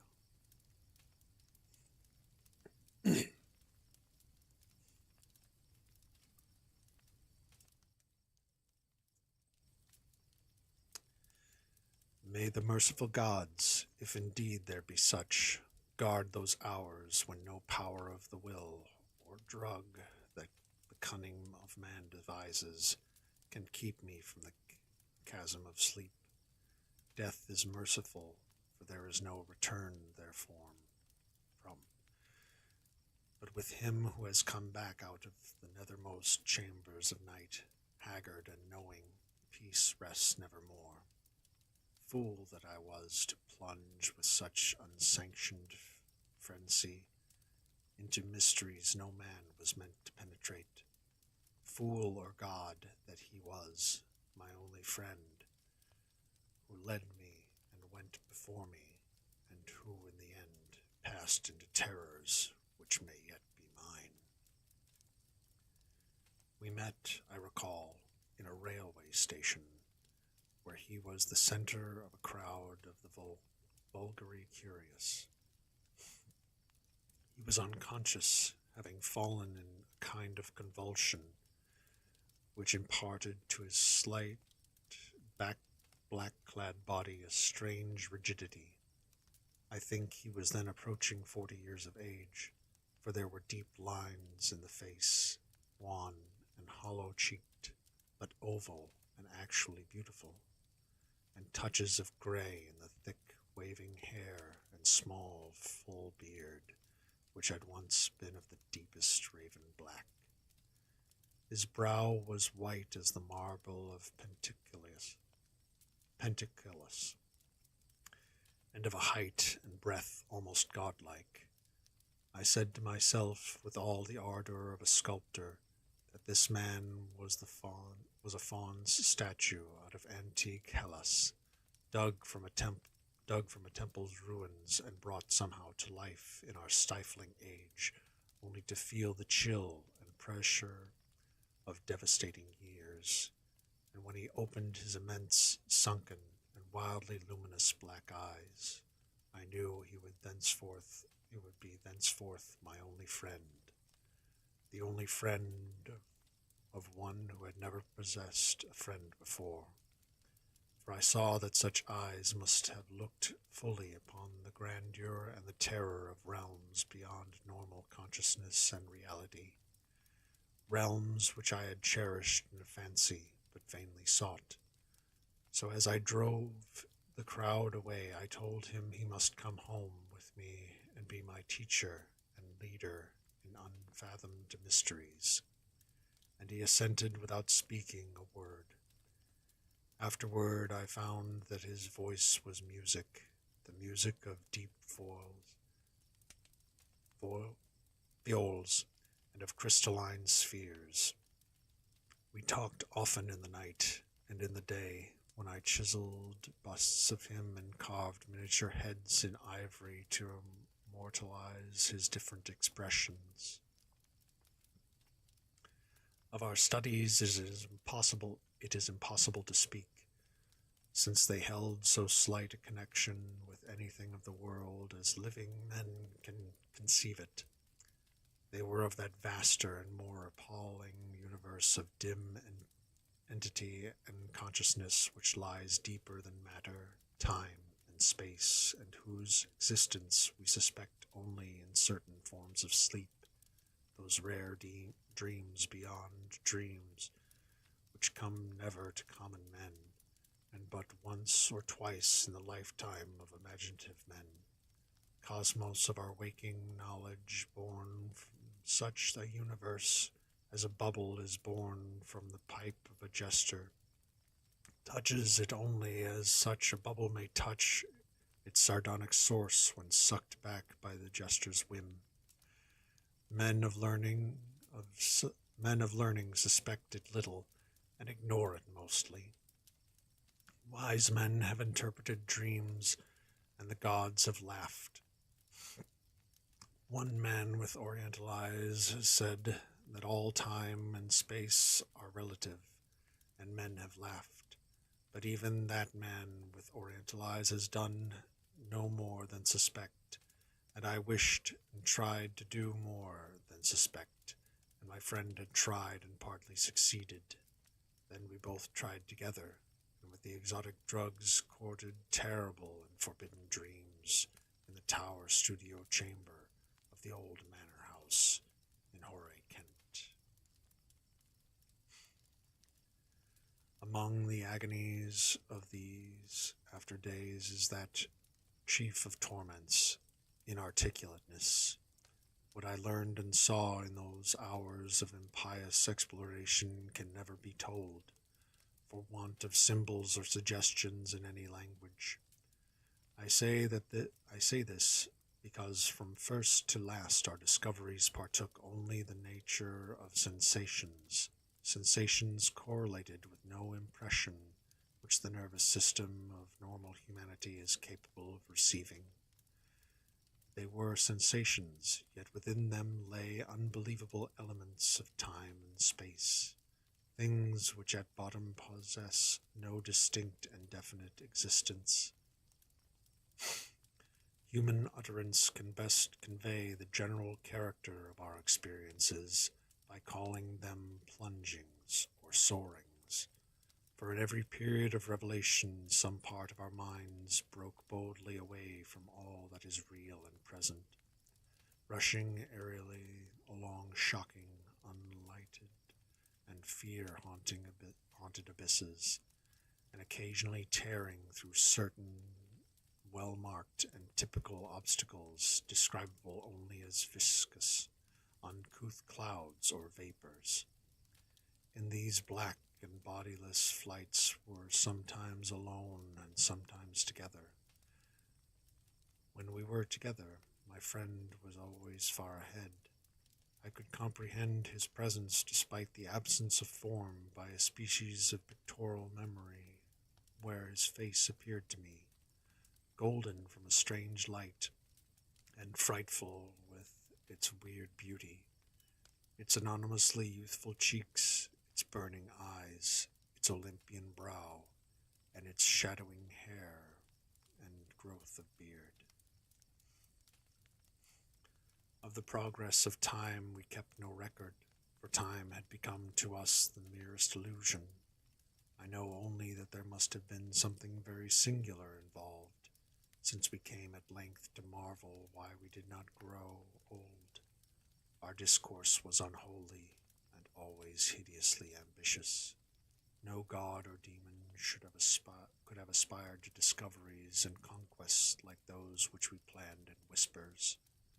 I shiver as I speak of them, and dare not be explicit, though I will say that my friend once wrote on paper a wish which he dared not utter with his tongue, and with which made me burn the paper and look affrightedly out of the window at the spangled night sky. I will only hint, that he had designs which involved the rulership of the visible universe and more, designs whereby the earth and the stars would move at his command, and the destinies of all living things things be his. I affirm, I swear, that I had no share in these extreme aspirations. Anything my friend may have said or written to the contrary must be erroneous, for I am no man of strength to risk the unmentionable warfare in unmentionable spheres by which alone one might achieve success. There was a night when the winds from unknown spaces whirled us irresistibly into limitless vacua, beyond all thought and entity. Perceptions of the most maddeningly transmissible sort thronged upon us, perceptions of infinity, which at the time convulsed us with joy, yet which are now partly lost to my memory and partly incapable of presentation to others. Viscous obstacles were clawed through in rapid succession, and at length I felt that we had been borne into realms of greater remoteness than any we had previously known. My friend was vastly in advance as we plunged into this awesome ocean of virgin ether, and I could see the sinister exultation on his floating, luminous, too youthful memory face. Suddenly that face became dim and quickly disappeared, and in a brief space I found myself projected against an obstacle which I could not penetrate. It was like the others, yet incalculably denser, a sticky, clammy mass, if such terms can be applied to analogous quantities of non-material sphere in a non-material sphere.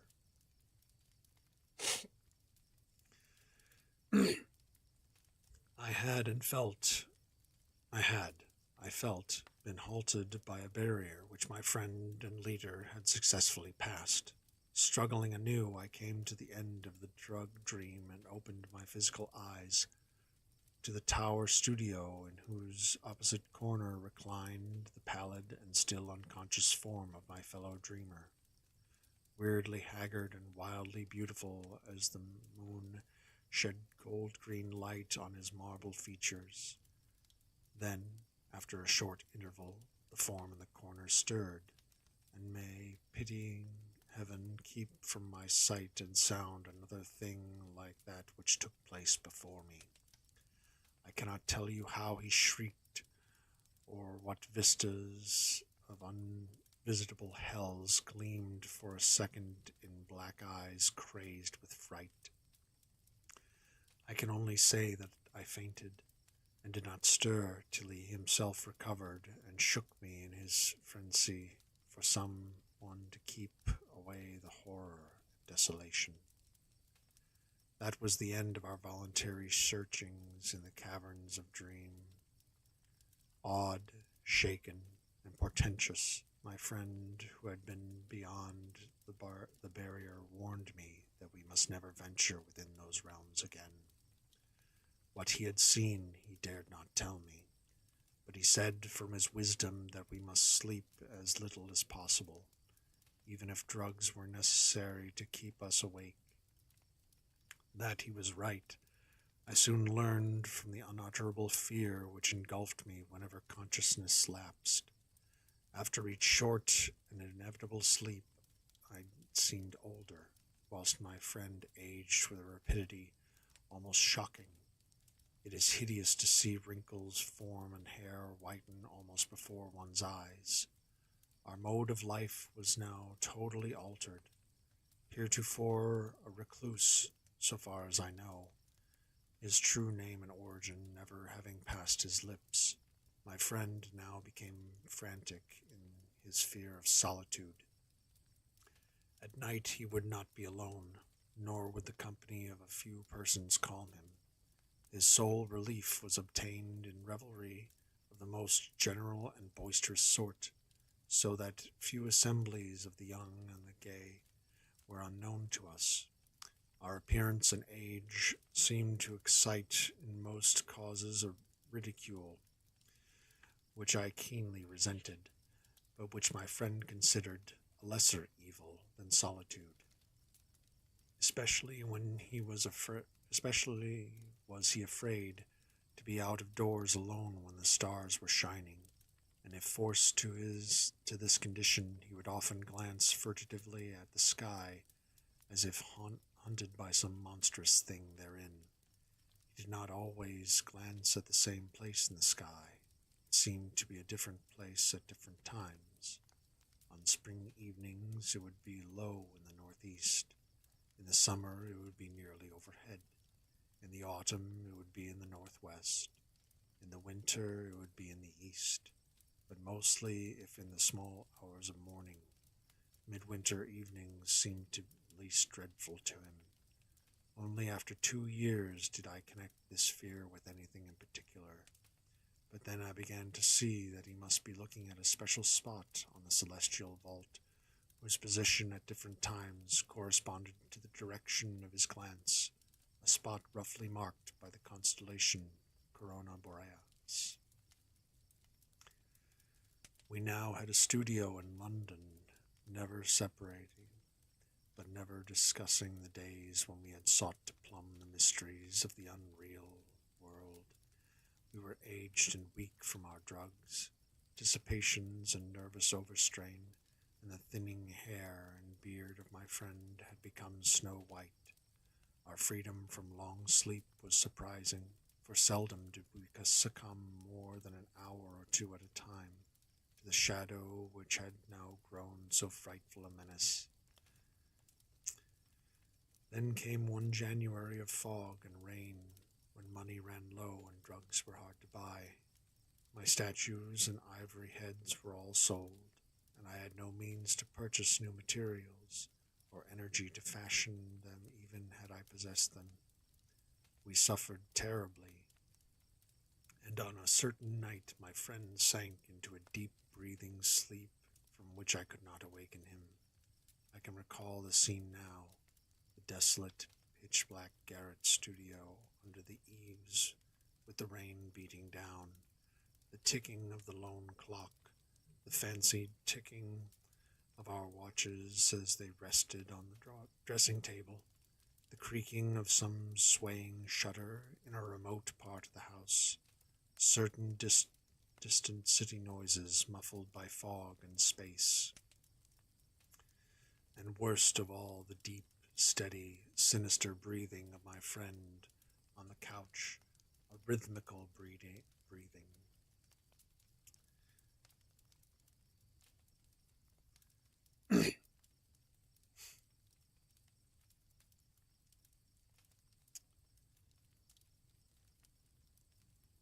Which seemed to measure moments of supernal fear and agony for his spirit as it wandered in spheres forbidden, unimagined, and hideously remote. The tension of my vigil became oppressive, and a wild train of trivial impressions and associations thronged through my almost unhinged mind. I heard a clock strike somewhere, not ours, for that was not a striking clock. And my morbid fancy found in this new starting point for idle wanderings. Clocks, time, space, infinity, and then my fancy reverted to the local as I was reflected that even now, beyond the roof and the fog and the rain and the atmosphere, Corona Borealis was rising in the northeast. Corona Borealis, which my friend had appeared to dread, and whose scintillant semicircle of stars must even now be glowing unseen through the measureless abysses of ether. All at once my feverishly sensitive ears seemed to detect a new and wholly distinct component in the soft medley of drug-magnified sounds, a low and damnably insistent whine from very far away, droning, clamoring, mocking, calling from the northeast. But it was not that distant whine which robbed me of my faculties and set upon my soul such a seal of fright as may never in life be removed. Not that which drew on the shrieks and excited convulsions which caused lodgers and police to break down the door. It is not what I heard, but what I saw, for that dark, locked, shuttered, and curtained room there appeared from the black northeast corner a shaft of horrible red gold light, a shaft which bore with it no glow to disperse the darkness, but which seemed only upon the recumbent head of the troubled sleeper, bringing out in hideous duplication the luminous and strangely youthful memory face as I had known it in dreams of abysmal space and unshackled time, when my friend had pushed beyond the barrier to those secret, innermost, and forbidden caverns of nightmare. And as I looked, I beheld the head rise, the black, liquid, and deep-sunken eyes open in terror, and the thin, shadowed lips part as if for a scream too frightful to be uttered. There dwelt in that ghastly and flexible face, as it shone bodiless, luminous, and rejuvenated in the blackness, more of stark, teeming, brain-shattering fear than all the rest of heaven and earth had ever revealed to me. No word was spoken amidst the distant sound that grew nearer and nearer, but as I followed the memory face's mad stare along that cursed shaft of light to its source, the source whence also the whining came, I too saw for an instant what it saw, and fell with ringing ears in that fit of shrieking and epilepsy which brought the lodgers and the police.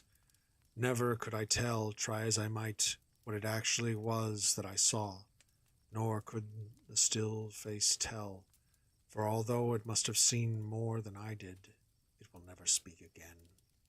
But always I shall guard against the mocking and insatiate Hypnos, Lord of Sleep, against the night sky, and against the mad ambitions of knowledge and philosophy. Just what happened is unknown, for not only was my own mind unseated by the strange and hideous thing, but others were tainted with a forgetfulness which can mean nothing if not madness. They have said, I know not for what reason, that I never had a friend, but that art, philosophy, and insanity had filled all my tragic life. The lodgers and police on that night soothed me, and the doctor administered something to quiet me, nor did anyone see what a nightmare event had taken place. My stricken friend moved them to no pity, but what they found on the couch in the studio made them give me a praise which sickened me, and now a fame which I spurn in despair as I sit for hours, bald, grey-bearded, shriveled, palaced, drug-crazed and broken, adoring and praying to the object they found. For they deny that I sold the last of my statuary, and point with ecstasy at the thing which the shining shaft of light left cold, petrified, and unvocal. It is all that remains of my friend, the friend who led me on to madness and wreckage, a godlike head of such marble as only old Hellas could yield, young with the youth that is outside time, and with beauteous bearded face, curved smiling lips, Olympian brow, and dense locks waving and poppy crowned. They say that the haunting memory face is modeled from my own, as it was at 25. But upon the marble base is carven a single name, the letters of Attica. Ion? I don't know how to say that Greek word.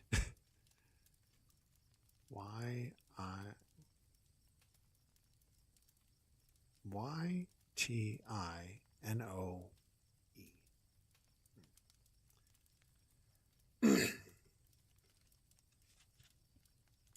Thus ends the story, Hypnos.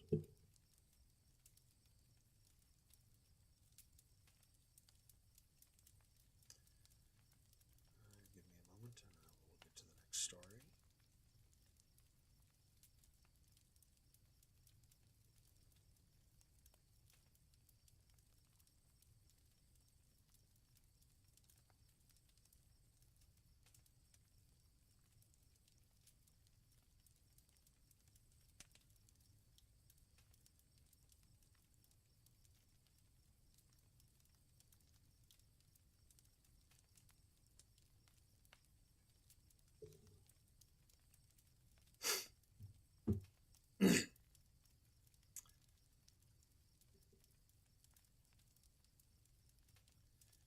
This next story is entitled What the Moon Brings.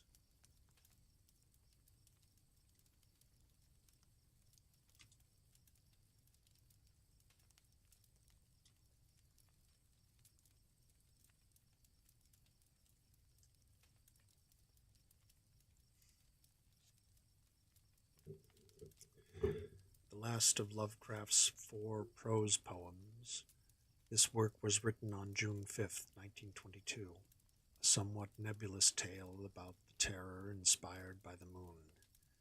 It appears to be largely inspired by a dream, or at any rate incorporates a considerable amount of dream imagery. This story was first published in the National Amateur, May 1923, in the same issue that contained Hypnos, which we just read. I hate the moon.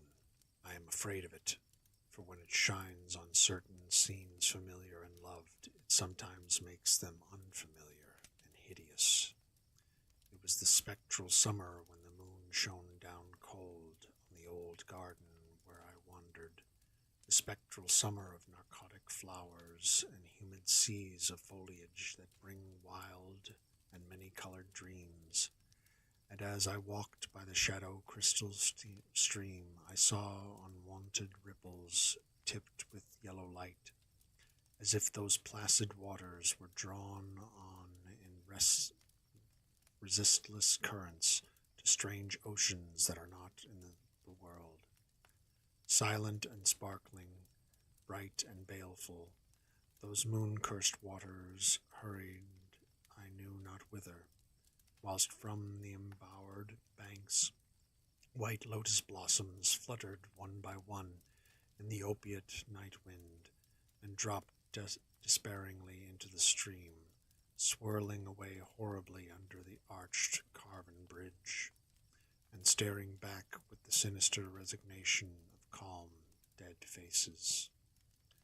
And as I ran along the shore, crushing sleeping flowers with heedless feet and maddened over by the fear of unknown things and the lure of the dread dead faces, I saw that the garden had no end under that moon, for where by day the walls were, there stretched now only new vistas of trees and paths, flowers and shrubs, stone idols and pagodas, and bendings of the yellow-litten stream past grassy banks and under grotesque bridges of marble, and the lips of the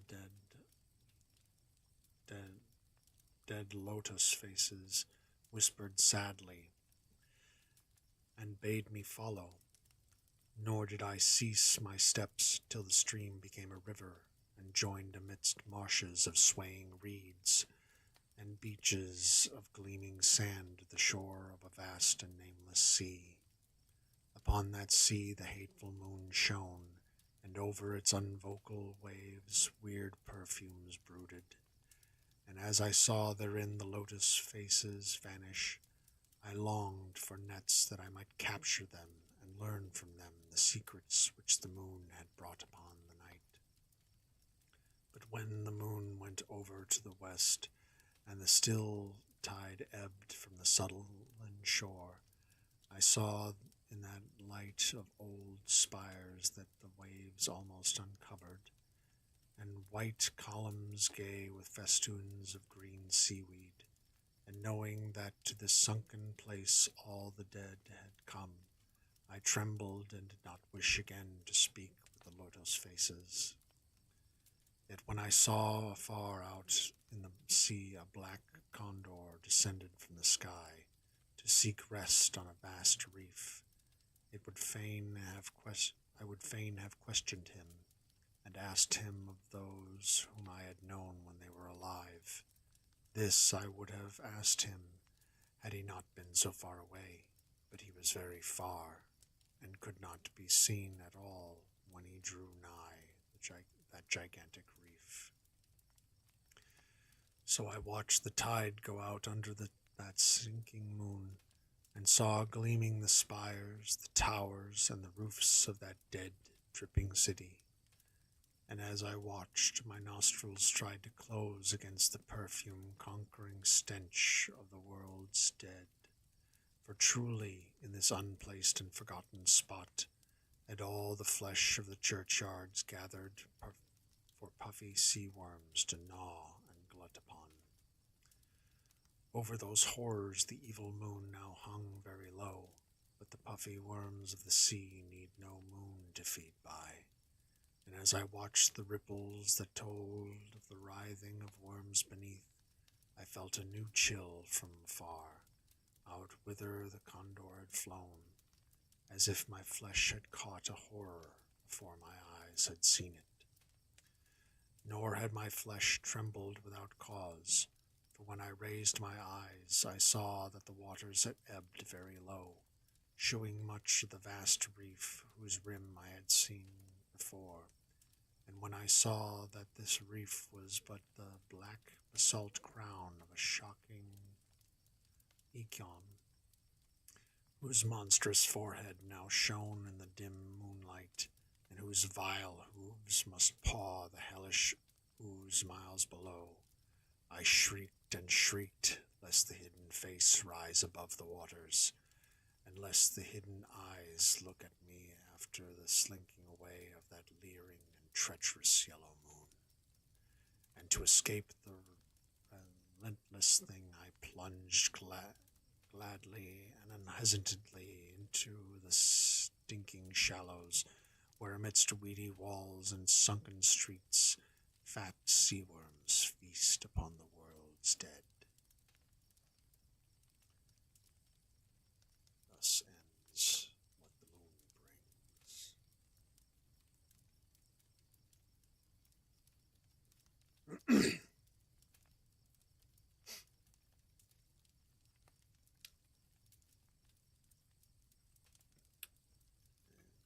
This next one is entitled Azathoth.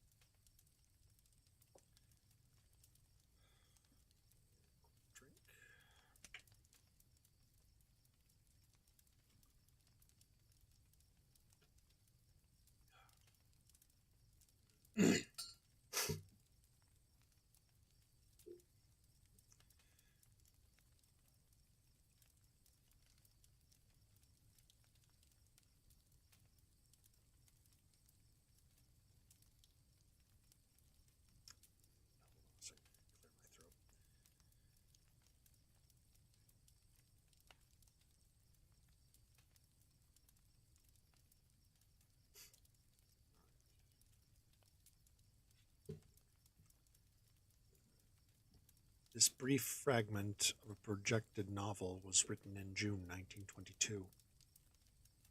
Lovecraft refers to it as a, quote, weird, Vathek-like novel, alluding to William Beckford's Vathek, 1786, an Arabian fantasy written without chapter divisions. Lovecraft had read the work the previous July in a letter to Frank Belknap, long Lovecraft quotes the entire fragment, remarking, "The rest will be material of the Arabian Nights type." It has often been assumed that this tale, in which a man traveled out of life on a quest for dreams, anticipates the dream quest of unknown Kadath. But in that novel, Randolph Carter discovers that his sought-for Sunset City is not in the dream world, but in his memories of his actual boyhood. When age fell upon the world, and wonder went out of the minds of men, when grey cities reared to smoky skies, tall towers grim and ugly, in whose shadow none might dream of the sun or of the spring's flowering meads, when learning stripped earth of her mantle of beauty, and poets sang no more save of twisted phantoms seen with bleared and inward-looking eyes, when these things had come to pass, and childish hopes had gone away forever, there was a man who traveled out of life on a quest into the spaces whither the world's dreams had fled. Of the name and abode of this man, but little is written, for they were of the waking world only, yet it is said that both were obscure. It is enough to know that he dwelt in a city of high walls, where sterile twilight reigned, and that he toiled all day among shadow and turmoil, coming home at evening to a room whose one window opened not on the fields and groves, but on a dim court where other windows stared in dull despair. From that casement one might see only walls and windows, except sometimes when one leaned far out and peered aloft at the small stars that passed, and because mere walls and windows must soon drive to madness a man who dreams and reads much, the dweller in that room used night after night to lean out and peer aloft to glimpse some fragment of things beyond the waking world and the grayness of tall cities. After years he began to call the slow sailing stars by name, and to follow them in a fancy when they glided regretfully out of sight, till at length his vision opened to many secret vistas whose existence no common eye suspects. And one night a mighty gulf was bridged, and the dream-haunted skies swelled down to the lonely watcher's window to merge with the close air of his room and make him a part of their fabulous wonder. There came to that room wild streams of violet midnight, glittering with dust of gold, vortices of dust and fire, swirling out of the ultimate spaces and heavy with perfumes from beyond the worlds. Opiate oceans poured there, litten by suns that the eye may never behold, and having in their whirlpools strange dolphins and sea nymphs of unrememberable deeps. Noiseless infinity eddied around the dreamer and wafted him away without even touching the body that leaned stiffly from the lonely window. And for days not counted in men's calendars, the tides of far spheres bear him gently to join the dreams for which he longed, the dreams that men have lost, and in the course of many cycles they tenderly left him sleeping on a green sunrise shore, a green shore fragrant with lotus blossoms and starred by red camelots. Thus ends Azathoth.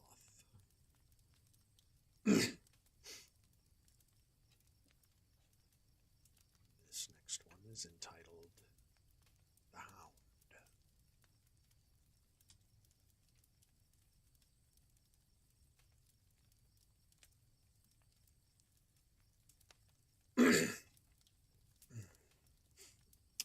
Written in September 1922, The Hound, has been roundly criticized for being excessively florid and overwritten, but it is clear that the story is deliberately written in a flamboyant and self-parodic manner.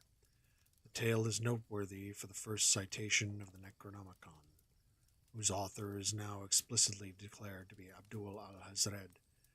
It was inspired by an incident in Brooklyn on September 16th, in which Lovecraft went to the cemetery of the Dutch Reformed Church, hence the Dutch setting for the tale, and chipped off a piece of a crumbling headstone.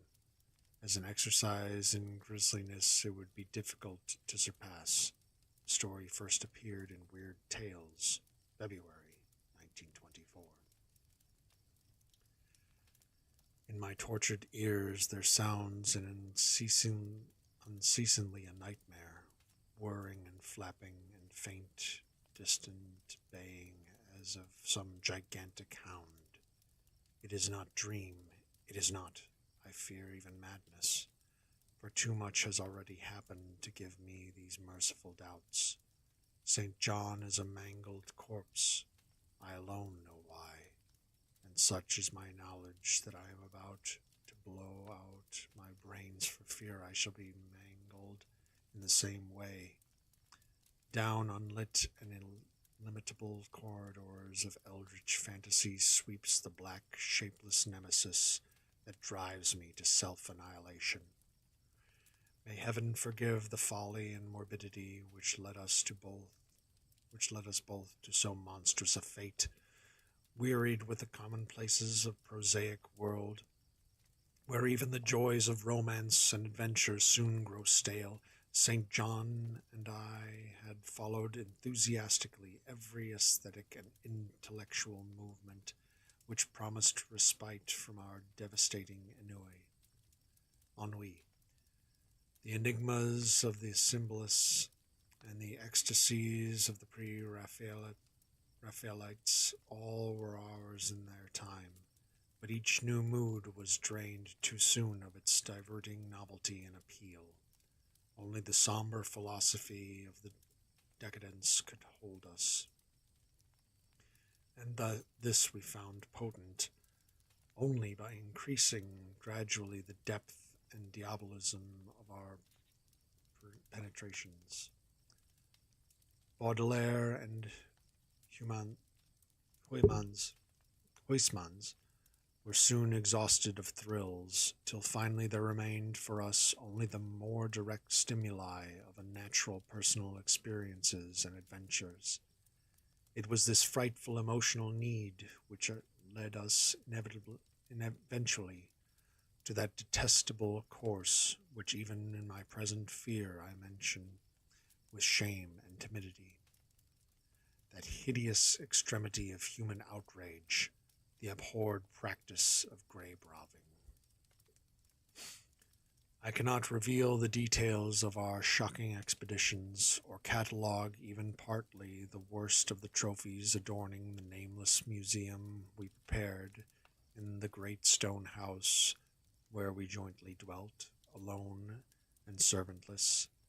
Our museum was a blasphemous, unthinkable place, where with the satanic taste of neurotic virtuosi we had assembled an universe of terror and decay to excite our jaded sensibilities.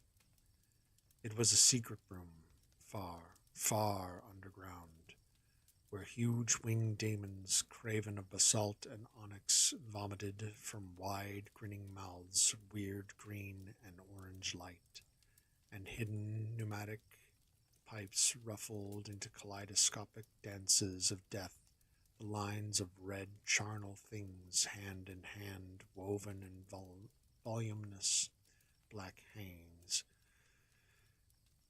Through these pipes came at will the odors our minds most craved, sometimes the scent of pale funeral lilies, sometimes the narcotic incense of imagined eastern shrines of the kingly dead, and sometimes, how I shudder to recall it, the frightful soul-upheaving stenches of the uncovered grave. Around the walls of this repellent chamber were cases of antique mummies alternating with calmly lifelike bodies perfectly stuffed and cured by the taxidermist's art, and with headstones snatched from the oldest churchyards of the world. Niches here and there contained skulls of all shapes, and heads preserved in various stages of dissolution. There one might find the rotting bald pates of famous noblemen, and the fresh and radiantly golden heads of new buried children. Statues and paintings there were, all of fiendish subjects, and some executed by St. John and myself. A locked portfolio, bound in tanned human skin, held certain unknown and unnameable drawings, which it was rumored Goya had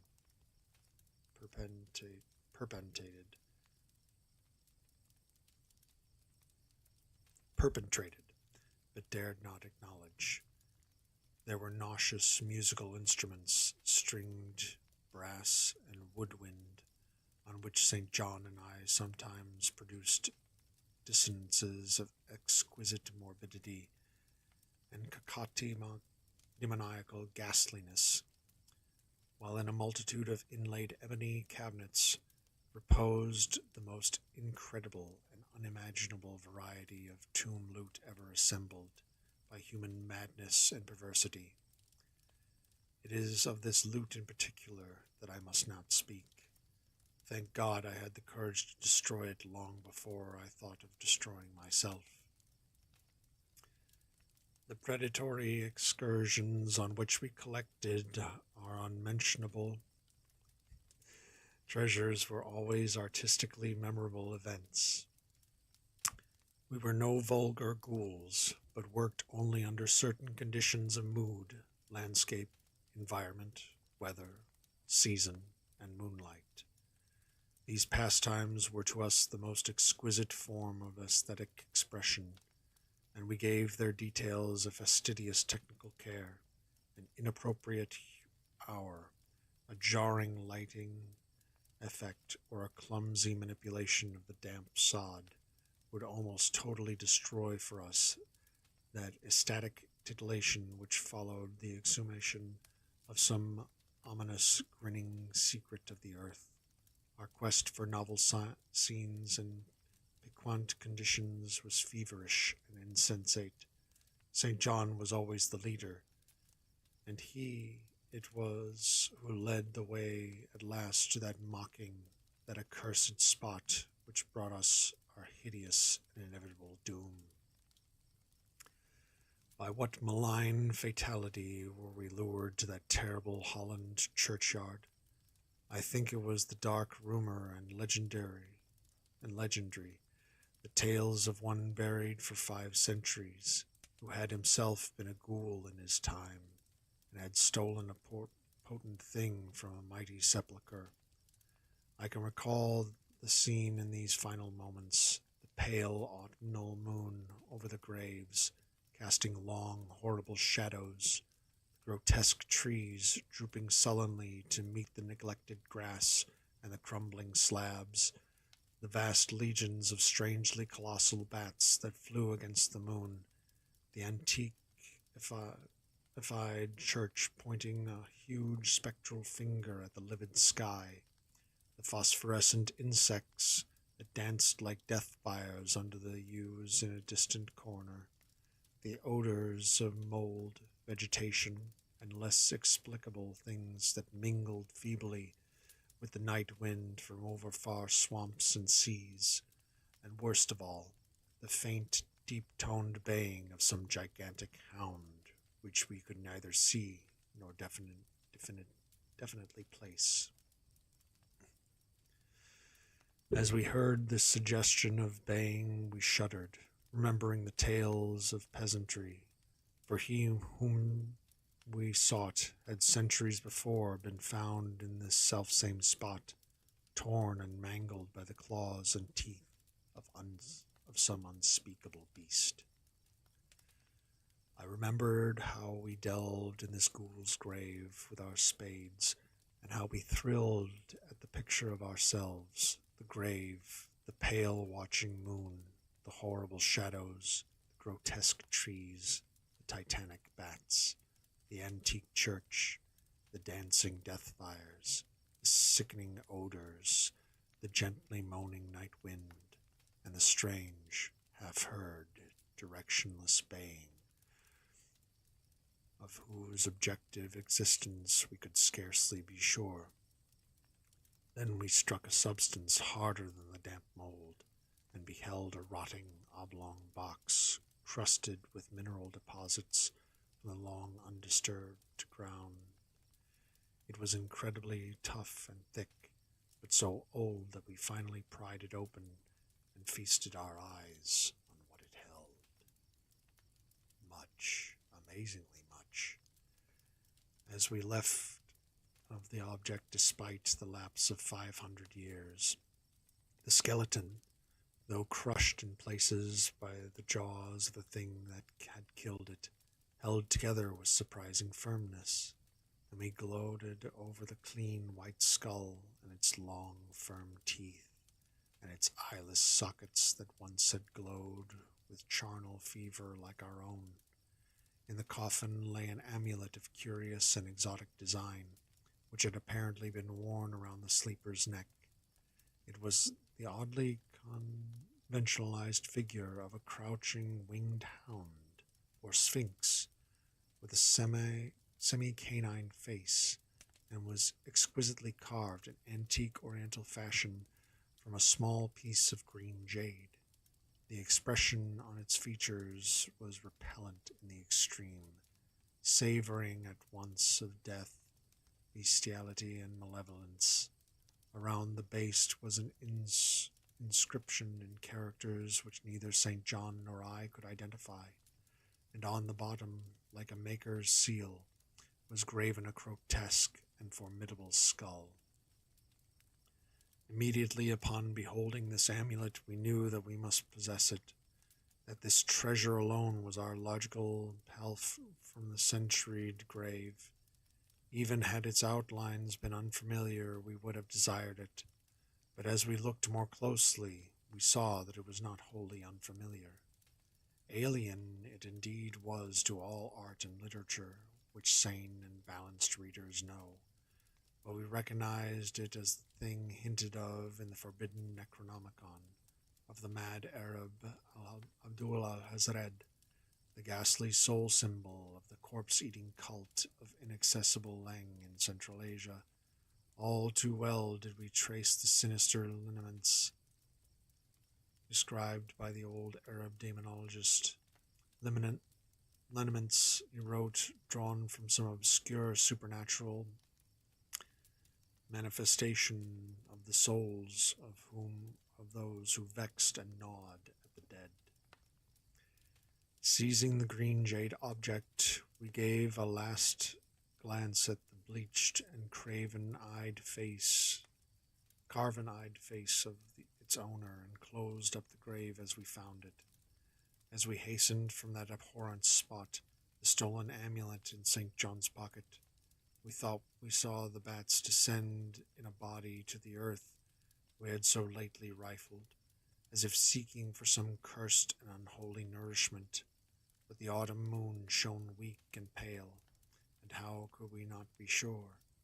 So, too, as we sailed the next day away from Holland to our home, we thought we heard the faint distant baying of some gigantic hound in the background. But the autumn wind moaned sad and wan, and we could not be sure. Chapter 2. Less than a week after our return to England, strange things began to happen. We lived as recluses, devoid of friends, alone, and without servants, in a few rooms of an ancient manor house on a bleak and unfrequented moor, so that our doors were seldom disturbed by the knock of the visitor. Now, however, we were troubled by what seemed to be frequent fumblings in the night, not only around the doors, but also around the windows also, upper as well as lower. Once we fancied that a large, opaque body darkened the library window when the moon was shining against it, and another time we thought we heard a whirring or flapping sound not far off. On each occasion, investigation revealed nothing, as we began to ascribe the occurrences to imagination alone, that some curiously disturbed imagination which still prolonged in our ears the faint far baying we thought we had heard in the Holland churchyard. The jade amulet now reposed in a niche in our museum, and sometimes we burned strangely scented candles before it. We read much in Alhazred's Necronomicon about its properties, and about the relation of ghouls, the souls, to the objects it symbolized, and we were disturbed by what we read. Then terror came. On the night of September 24th, 19, I heard a knock at my chamber door. Fancying it St. John's, I bade the knocker enter, but it was answered only by a shrill laugh. There was no one in the corridor. When I aroused St. John from his sleep, he professed entire ignorance of the event, and I became as worried as I. It was that night that the faint distant baying over the moor became to us a certain and dreaded reality. 4 days later, whilst we were both in the hidden museum, there came a low, cautious scratching at the single door which led to the secret library staircase. Our alarm was now divided, for besides our fear of the unknown, we had always entertained a dread that our grisly collection might be discovered. Extinguishing all lights, we proceeded to the door and threw it suddenly open, whereupon we felt an unaccountable rush of air, and heard, as if receding far away, a queer combination of rustling, tittering, and articulate chatter. Whether we were mad, dreaming, or in our senses, we did not try to determine. We only realized with the blackest of apprehensions that the apparently disembodied chatter was beyond a doubt in the Dutch language. After that, we lived in growing horror and fascination. Mostly we held to the theory that we were jointly going mad from our life of unnatural excitements, but sometimes it pleased us more to dramatize ourselves as the victims of some creeping and appalling doom.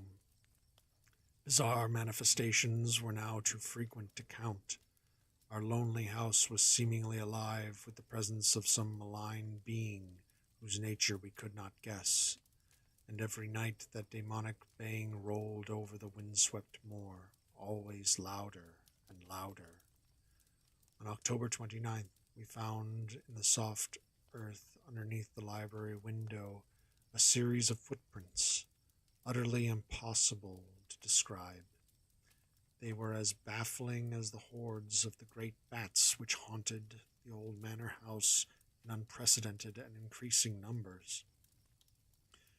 The horror reached a culmination on November 18th, when St. John, walking home after dark from the distant railway station, was seized by some frightful carnivorous thing and torn to ribbons. His screams had reached the house, and I had hastened to the terrible scene in time to hear a whir of wings and see a vague black, cloudy thing silhouetted against the rising moon. My friend was dying when I spoke to him, and he could not answer coherently. All he could do was whisper, "The amulet, that damned thing." Then he collapsed in an inert mass of mangled flesh.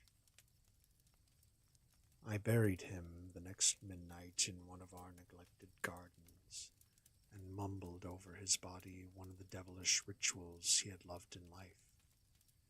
And as I pronounced the last demonic sentence, I heard afar on the moor the faint baying of some gigantic hound.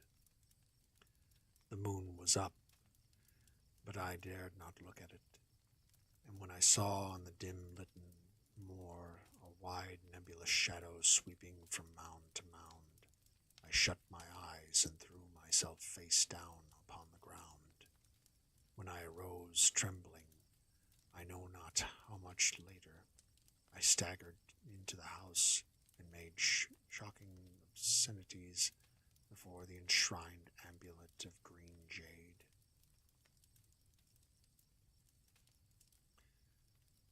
Obeisances for the enshrined amulet of green jade. Being now afraid to live alone in the ancient house on the moor, I departed on the following day for London, taking with me the amulet after destroying by fire and burial the rest of the impious collection in the museum.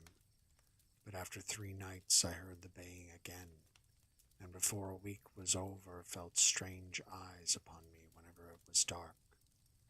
One evening I strolled on Victoria Embankment for some needed air. I saw a black shape obscure one of the reflections of the lamps in the water.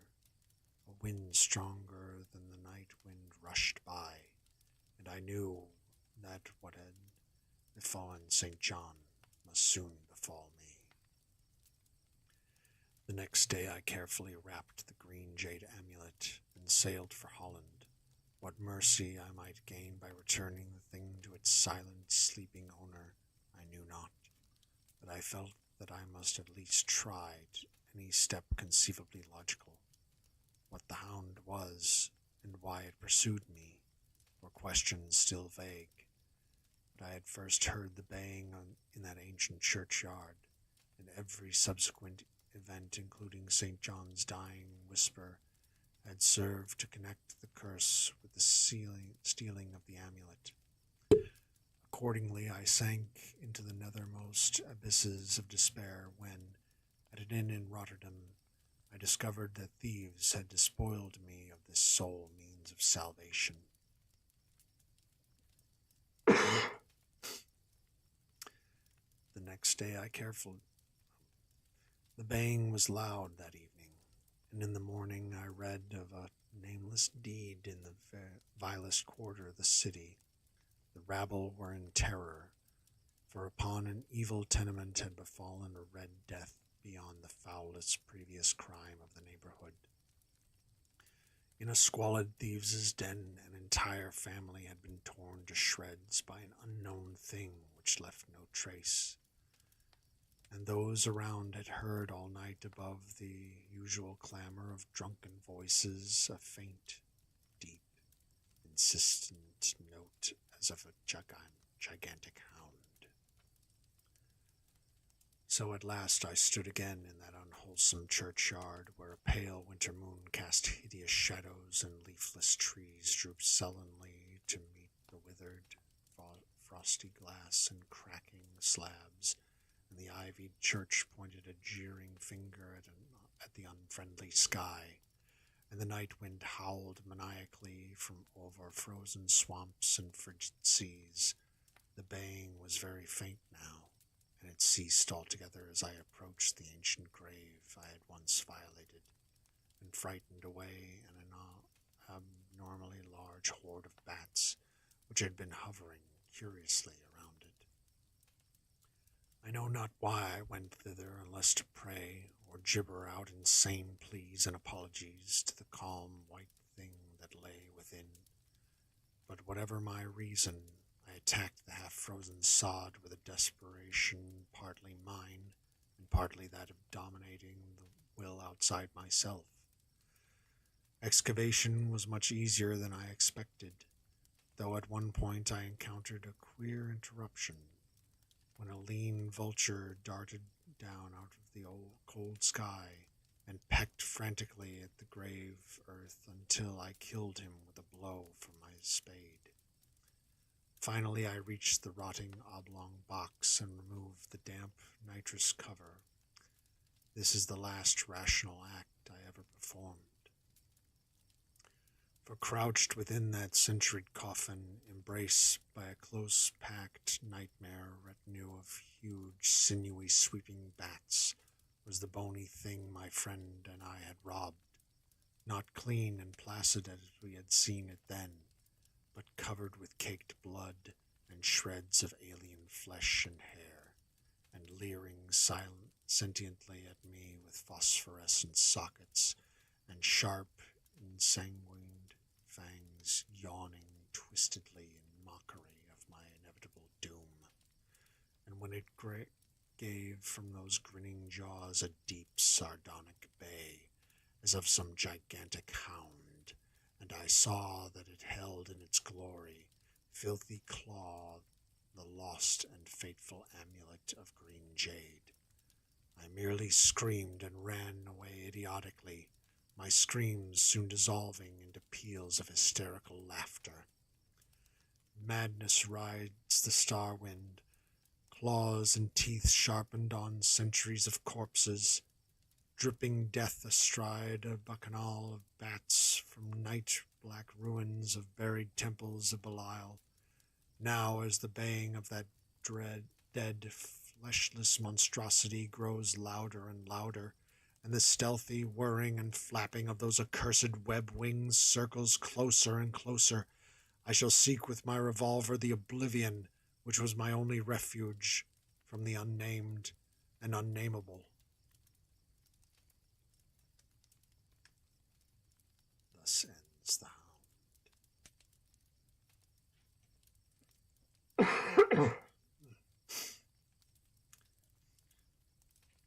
This next story is entitled The Lurking Fear.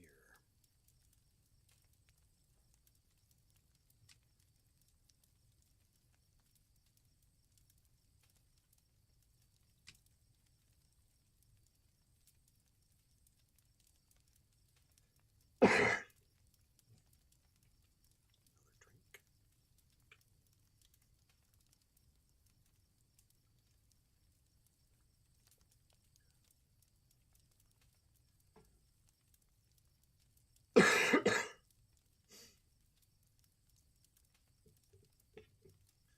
get the feeling that if Lovecraft was here in modern times, he would possibly partake in ayahuasca.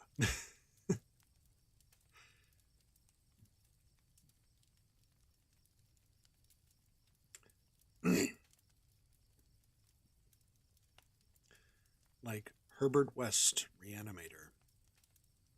This story was commissioned by George Julian Hotain for Homebrew, where it was serialized from January to April 1923. Lovecraft wrote it in November 1922 and prevailed upon Hotain to have his new friend Clark Ashton Smith illustrate it. Although obliged to add a punch at the end of each segment, Lovecraft has managed to write a more ununified tale than Herbert West. The setting in the Catskills echoes that of Beyond the Wall of Sleep, while its theme of hereditary degeneration recalls facts concerning the late Arthur German and his family, and anticipates the rats in the walls. Chapter 1. The Shadow on the Chimney. There was thunder in the air on the night I went to the deserted mansion atop Tempest Mountain to find the lurking fear. I was not alone, for foolhardiness was not then mixed with that love of the grotesque and the terrible, which has made my career a series of quests for strange horrors in literature and in life. With me were two faithful and muscular men, for whom I had sent when the time came, men long associated with me in my ghastly explorations because of their peculiar fitness. We had started quietly from the village because of the reporters who still lingered about after the eldritch panic of a month before, the nightmare creeping death. Later, I thought, they might aid me, but I did not want them then. Would to God I had let them share the search, that I might not have had to bear the secret alone so long, to bear it alone for fear the world would call me mad, or go mad itself at the demon implications of the thing. Now that I am telling it anyway, lest the brooding make me a maniac, I wish I had never concealed it, for I, and I only, know what manner of fear lurked on that spectral and desolate mountain. In a small motor car, we covered the miles of primeval forest hill under until the wooded ascent checked it. The country bore an aspect more than usually sinister as we viewed it by night and without the accustomed crowds of investigators, so that we were often tempted to use the acetylene headlight, despite the attention it might attract. It was not a wholesome landscape after dark, and I believe I would have noticed its morbidity even had I been ignorant of the terror that stalked there. Of wild creatures there were none. They are wise when death leers close. The ancient lightning-scarred trees seemed unnaturally large and twisted, and the other vegetation unnaturally thick and feverish, while curious mounds and hummocks in the weedy, fulgurite-pitted earth reminded me of snakes, and dead men's skulls swelled to gigantic proportions. Fear had lurked on Tempest Mountain for more than a century. This I learned at once from newspaper accounts of the catastrophe which first brought the region to the world's notice. The place is a remote, lonely elevation in that part of the Catskills where Dutch civilization once feebly and transiently penetrated, leaving behind as it receded only a few ruined mansions and a degenerate squatter population inhabiting pitiful hamlets on isolated slopes. Normal beings seldom visited the locality till the state police were formed, and even now only infrequent troopers patrol it. The fear, however, is an old tradition throughout the neighboring villages, since it is a prime topic in the simple discourse of the poor mongrels who sometimes leave their valleys to trade hand-woven baskets for such primitive necessities as they cannot shoot, raise, or make. The lurking fear dwelt in the shunned and deserted Martinez mansion, which crowned the high but gradual eminence whose liability to frequent thunderstorms gave it the name of Tempest Mountain. For over 100 years, the antique grove-circled stone house had been the subject of stories incredibly wild and monstrously hideous, stories of a silent, colossal, creeping death which stalked abroad in summer. With whimpering insistence, the squatters told tales of a demon which seized lone wayfarers after dark, either carrying them off or leaving them in a frightful state of gnawed dismemberment, while sometimes they whispered of blood trails toward the distant mansion. Some said the thunder called the lurking fear out of its habitation, while others said the thunder was its voice. No one outside the backwoods had believed these varying and conflicting stories, with their incoherent, extravagant descriptions of the half-glimpsed fiend. Yet not a farmer or villager doubted that the Martinez mansion was ghoulishly haunted. Local history forbade such a doubt, although no ghostly evidence was ever found by such investigators as had visited the building after some especially vivid tale of the squatters. Grandmothers told strange myths of the Martinez spectre, myths concerning the Martinez family itself, its queer dissimilarity of eyes, its long unnatural annals, and the murder which had cursed it. The terror which brought me to the scene was a sudden and portentous confirmation of the mountaineers' wildest legends. One summer night, after a thunderstorm of unprecedented violence, the countryside was aroused by a squatter stampede which no mere delusion could create. pitiful throngs of natives shrieked and whined of the unnamable horror which had descended upon them, and they were not doubted. They had not seen it. They had heard such cries from one of their hamlets that they knew the creeping death had come. In the morning, citizens and state troopers followed the shuddering mountaineers to the place where they said the death had come. Death was indeed there. The ground under one of the squatters' villages had caved in after a lightning stroke, destroying several of the malodorous shanties. But upon this property damage was superimposed an organic devastation which paled it to insignificance. Of a possible 75 natives who had inhabited this spot, not one living specimen was visible. The disordered earth was covered with blood and human debris, bespeaking too vividly the ravages of demon teeth and talons, yet no visible trail led away from the carnage. That some hideous animal must be the cause. Everyone quickly agreed, nor did any tongue now revive the charge that such cryptic deaths formed merely the sordid murders common in decadent communities. That charge was revived only when about 25 of the estimated population were found missing from the dead, and even then it was hard to explain the murder of 50 by half that number. But the fact remained that on a summer night a bolt had come down out of the heavens and left a dead village whose corpses were horribly mangled, chewed, and clawed.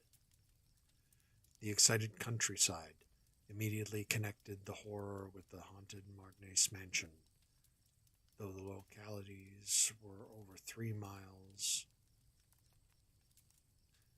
apart. The troopers were more skeptical, including the mansion only casually in their investigations, and dropping it altogether when they found it thoroughly deserted.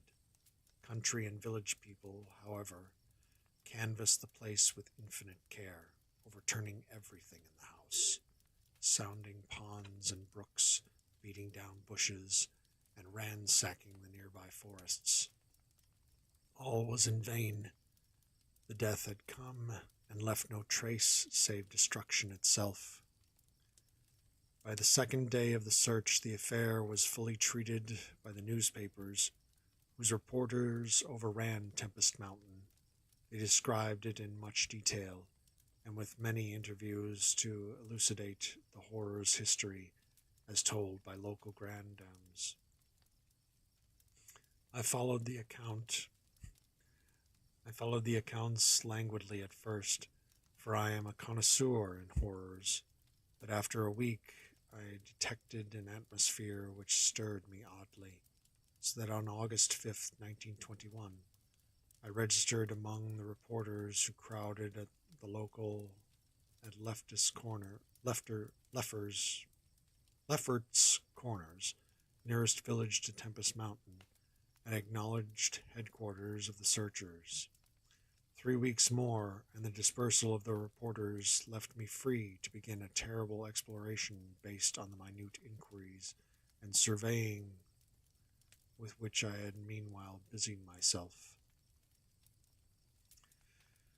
So on this summer night, while distant thunder rumbled, I left a silent motor car and tramped with 2 armed companions up the last mound-covered reaches of Tempest Mountain, casting the beams of an electric torch on the spectral gray walls that began to appear through giant oaks ahead. In this morbid night solitude and feeble shifting illumination, the vast box-like pile displayed obscure hints of terror, which one day could not uncover. Yet I did not hesitate, since I had come with fierce resolution to test an idea. I believed that the thunder called the death demon out of some fearsome secret place, and be that demon's solid entity or vaporous pestilence, I meant to see it.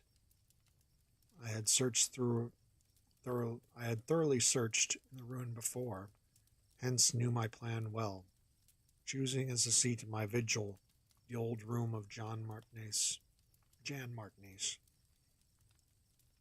whose murder looms so great in the rural legends. I felt subtly that the apartment of this ancient victim was best for my purposes. The chamber, measuring about 20 feet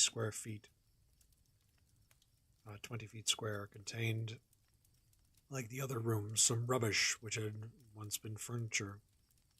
It lay on the second story, on the southeast corner of the house, and had an immense east window and narrow south window, both devoid of panes or shutters.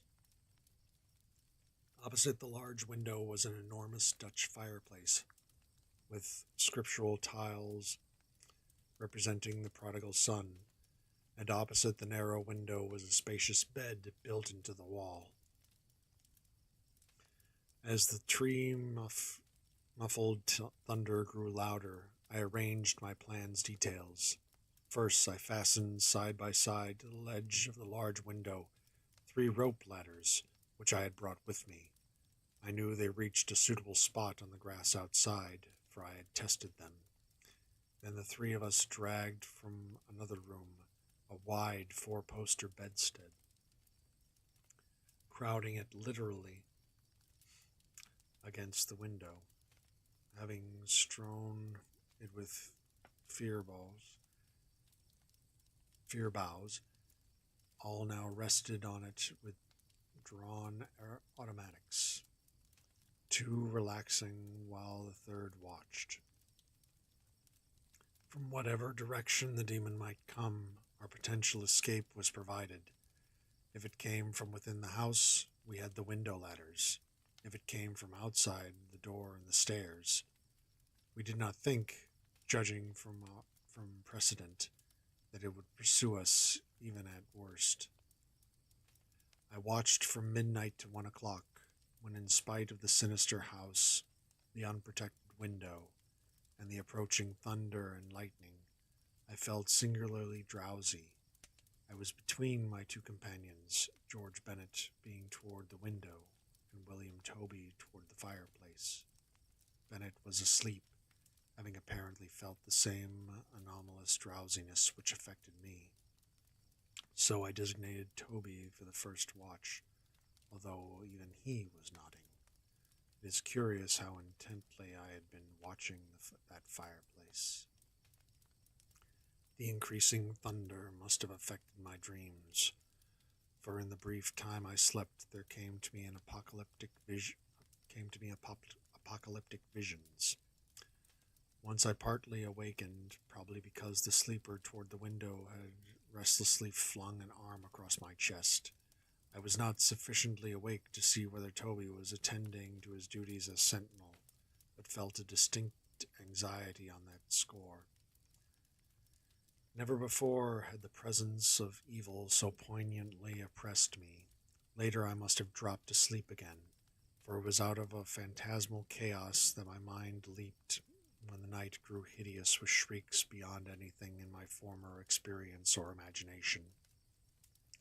In that shrieking, the inmost soul of human fear and agony clawed hopelessly and insanely at the ebony gates of oblivion.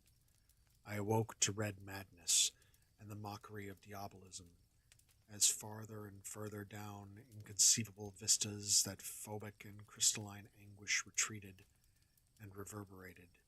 There was no light, but I knew from the empty space at my right that Toby was gone. God alone knew whither. Across my chest still lay the heavy arm of the sleeper at my left.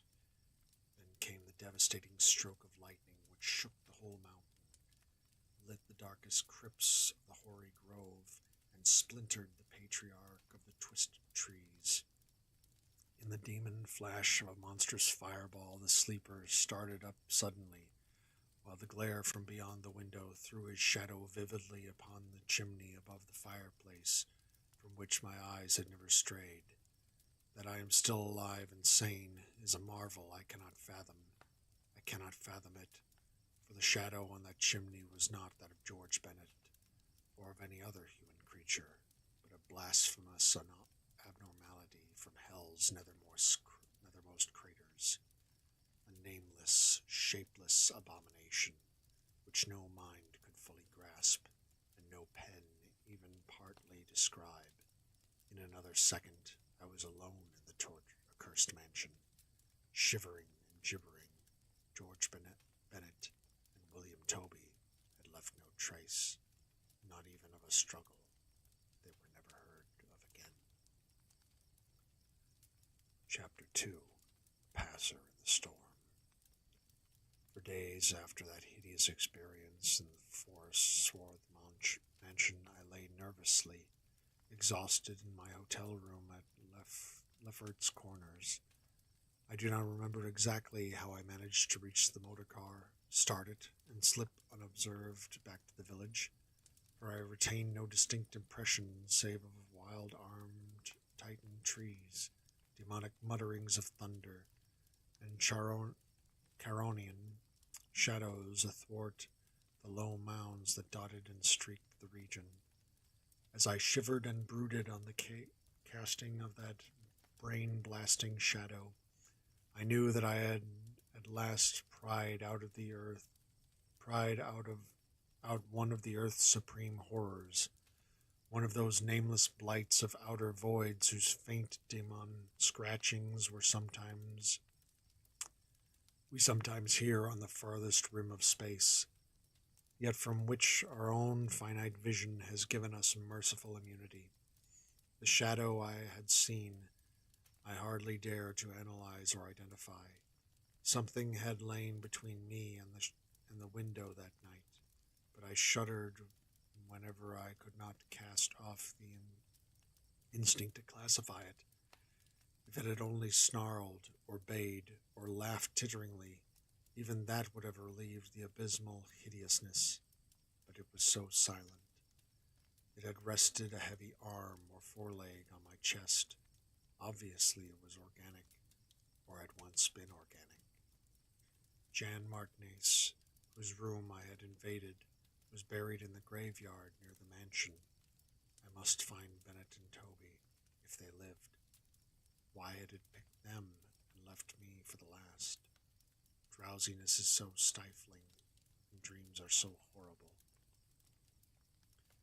In a short time I realized that I must tell my story to someone or break down completely. I had already decided not to abandon the quest for the lurking fear, for in my rash ignorance it seemed to me that uncertainty was worse than enlightenment, however terrible the latter might prove to be. Accordingly, I resolved in my mind the best course to pursue, whom to select for my confidences, and how to track down the thing which had obliterated 2 men and cast a nightmare shadow. My chief acquaintances at Lefferts Corners had been the affable reporters, of whom several still remained to collect final echoes of the tragedy.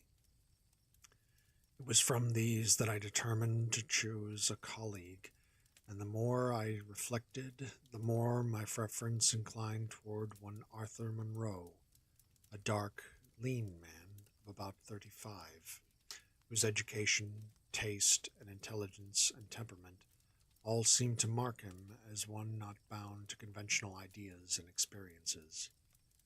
On an afternoon in early September, Arthur Monroe listened to my story, and I saw from the beginning that he was both interested and sympathetic, and when I had finished he analyzed and discussed the thing with the greatest shrewdness and judgment. His advice, moreover, was eminently practical, for he recommended a postponement of operations at the Martinez mansion until we might become more fortified with more detailed historical and geographical data. On his initiative, we combed the countryside for information regarding the terrible Martinez family and discovered a man who possessed a marvelously illuminating ancestral diary. We also talked at length with such of the mountain mongrels as had not fled from the terror and confusion to remoter slopes, and arranged to precede our our culminating task, the exhaustive and definitive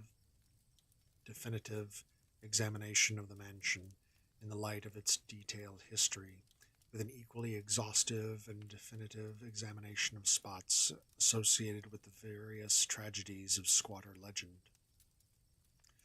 The results of this examination were not at first very enlightening, though our tabulation of them seemed to reveal a fairly significant trend, namely that the number of reported horrors was by far the greatest in areas either comparatively near the avoided house or connected with it by stretches of the morbidly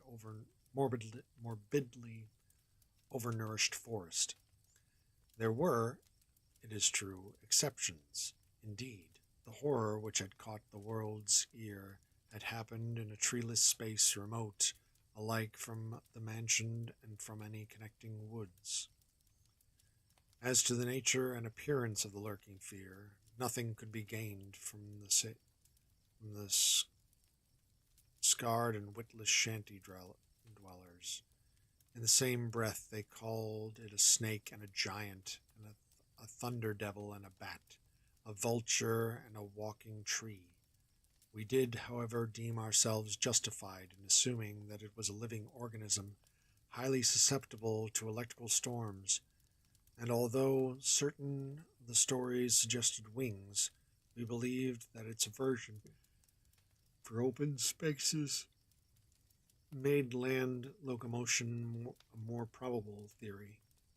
The only thing really incompatible with the latter view was the rapidity with which the creature must have traveled in order to perform all the deeds attributed to it.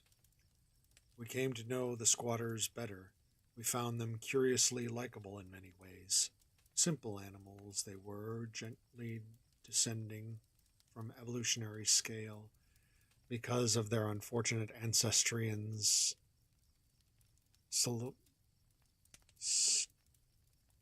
stultifying isolation.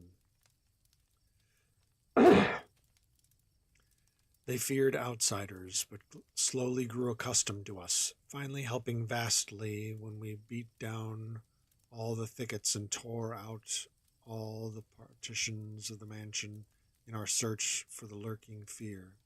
When we asked them to help us find Bennett and Toby, they were truly distressed, for they wanted to help us, yet they knew that these victims had gone as wholly out of the world as their own missing people, that great numbers of them had actually been killed and removed, just as the wild animals had long been exterminated. We were, of course, thoroughly convinced, and we waited apprehensively for further tragedies to occur. By the middle of October, we were puzzled by our lack of progress. Owing to the clear nights, no demonic aggressions had taken place, and the completeness of our vain searches of house and country almost drove us to regard the lurking fear as a non-material agency. We feared that the cold weather would come on and halt our explorations, for all agreed that the daemon was generally quiet in winter. Thus there was a kind of haste and desperation in our last daylight canvass of the horror-visited hamlet, a hamlet now deserted because of the squatter's fears. The ill-fated squatter hamlet had borne no name, but had long stood in a sheltered, though treeless cleft between two elevations called, respectively, Cone Mountain and Maple Hill. It was closer to Maple Hill than to Cone Mountain, some of the crude abodes, indeed, being dugouts on the side of the former eminence. Geographically, it lay about 2 miles northwest of the base of Tempest Mountain, and 3 miles from the Oak Grit Mansion. Of the distance between the hamlet and the mansion, fully 2 miles and a quarter on the hamlet's side was entirely open country, the plain being of fairly level character, save for some of the low, snake-like mounds, and having as vegetation only grass and scattered weeds. Considering this topography, we had finally concluded that the demon must have come by way of Cone Mountain, a wooded southern prolongation of which ran to within a short distance of the westernmost spur of Tempest Mountain. The upheaval of ground we traced conclusively to a landslide from Maple Hill, a tall, lone, splintered tree on whose side had been the striking point of the thunderbolt which summoned the fiend. As for the 20th time or more, Arthur Monroe and I went minutely over every inch of the violated village. We were filled with a certain discouragement coupled with vague and novel fears. It was accurately uncanny, even when frightful and uncanny things were common, to encounter so blankly clueless a scene after such overwhelming occurrences, and we moved about leaden, darkening sky, with that tragic, directionless zeal which results from a combined sense of futility and necessity of action. Our care was gravely minute. Every cottage was again entered, every hillside dugout again searched for bodies, every thorny foot of adjacent slope again scanned for dens and caves, but all without result. And yet, as I have said, vague new fears hovered menacingly over us, as if giant bat-winged griffins squatted invisibly on the mountain tops and leered with abandoned eyes that had looked on transcosmic gulfs. As the afternoon advanced, it became increasingly difficult to see, and we heard the rumble of a thunderstorm gathering over Tempest Mountain.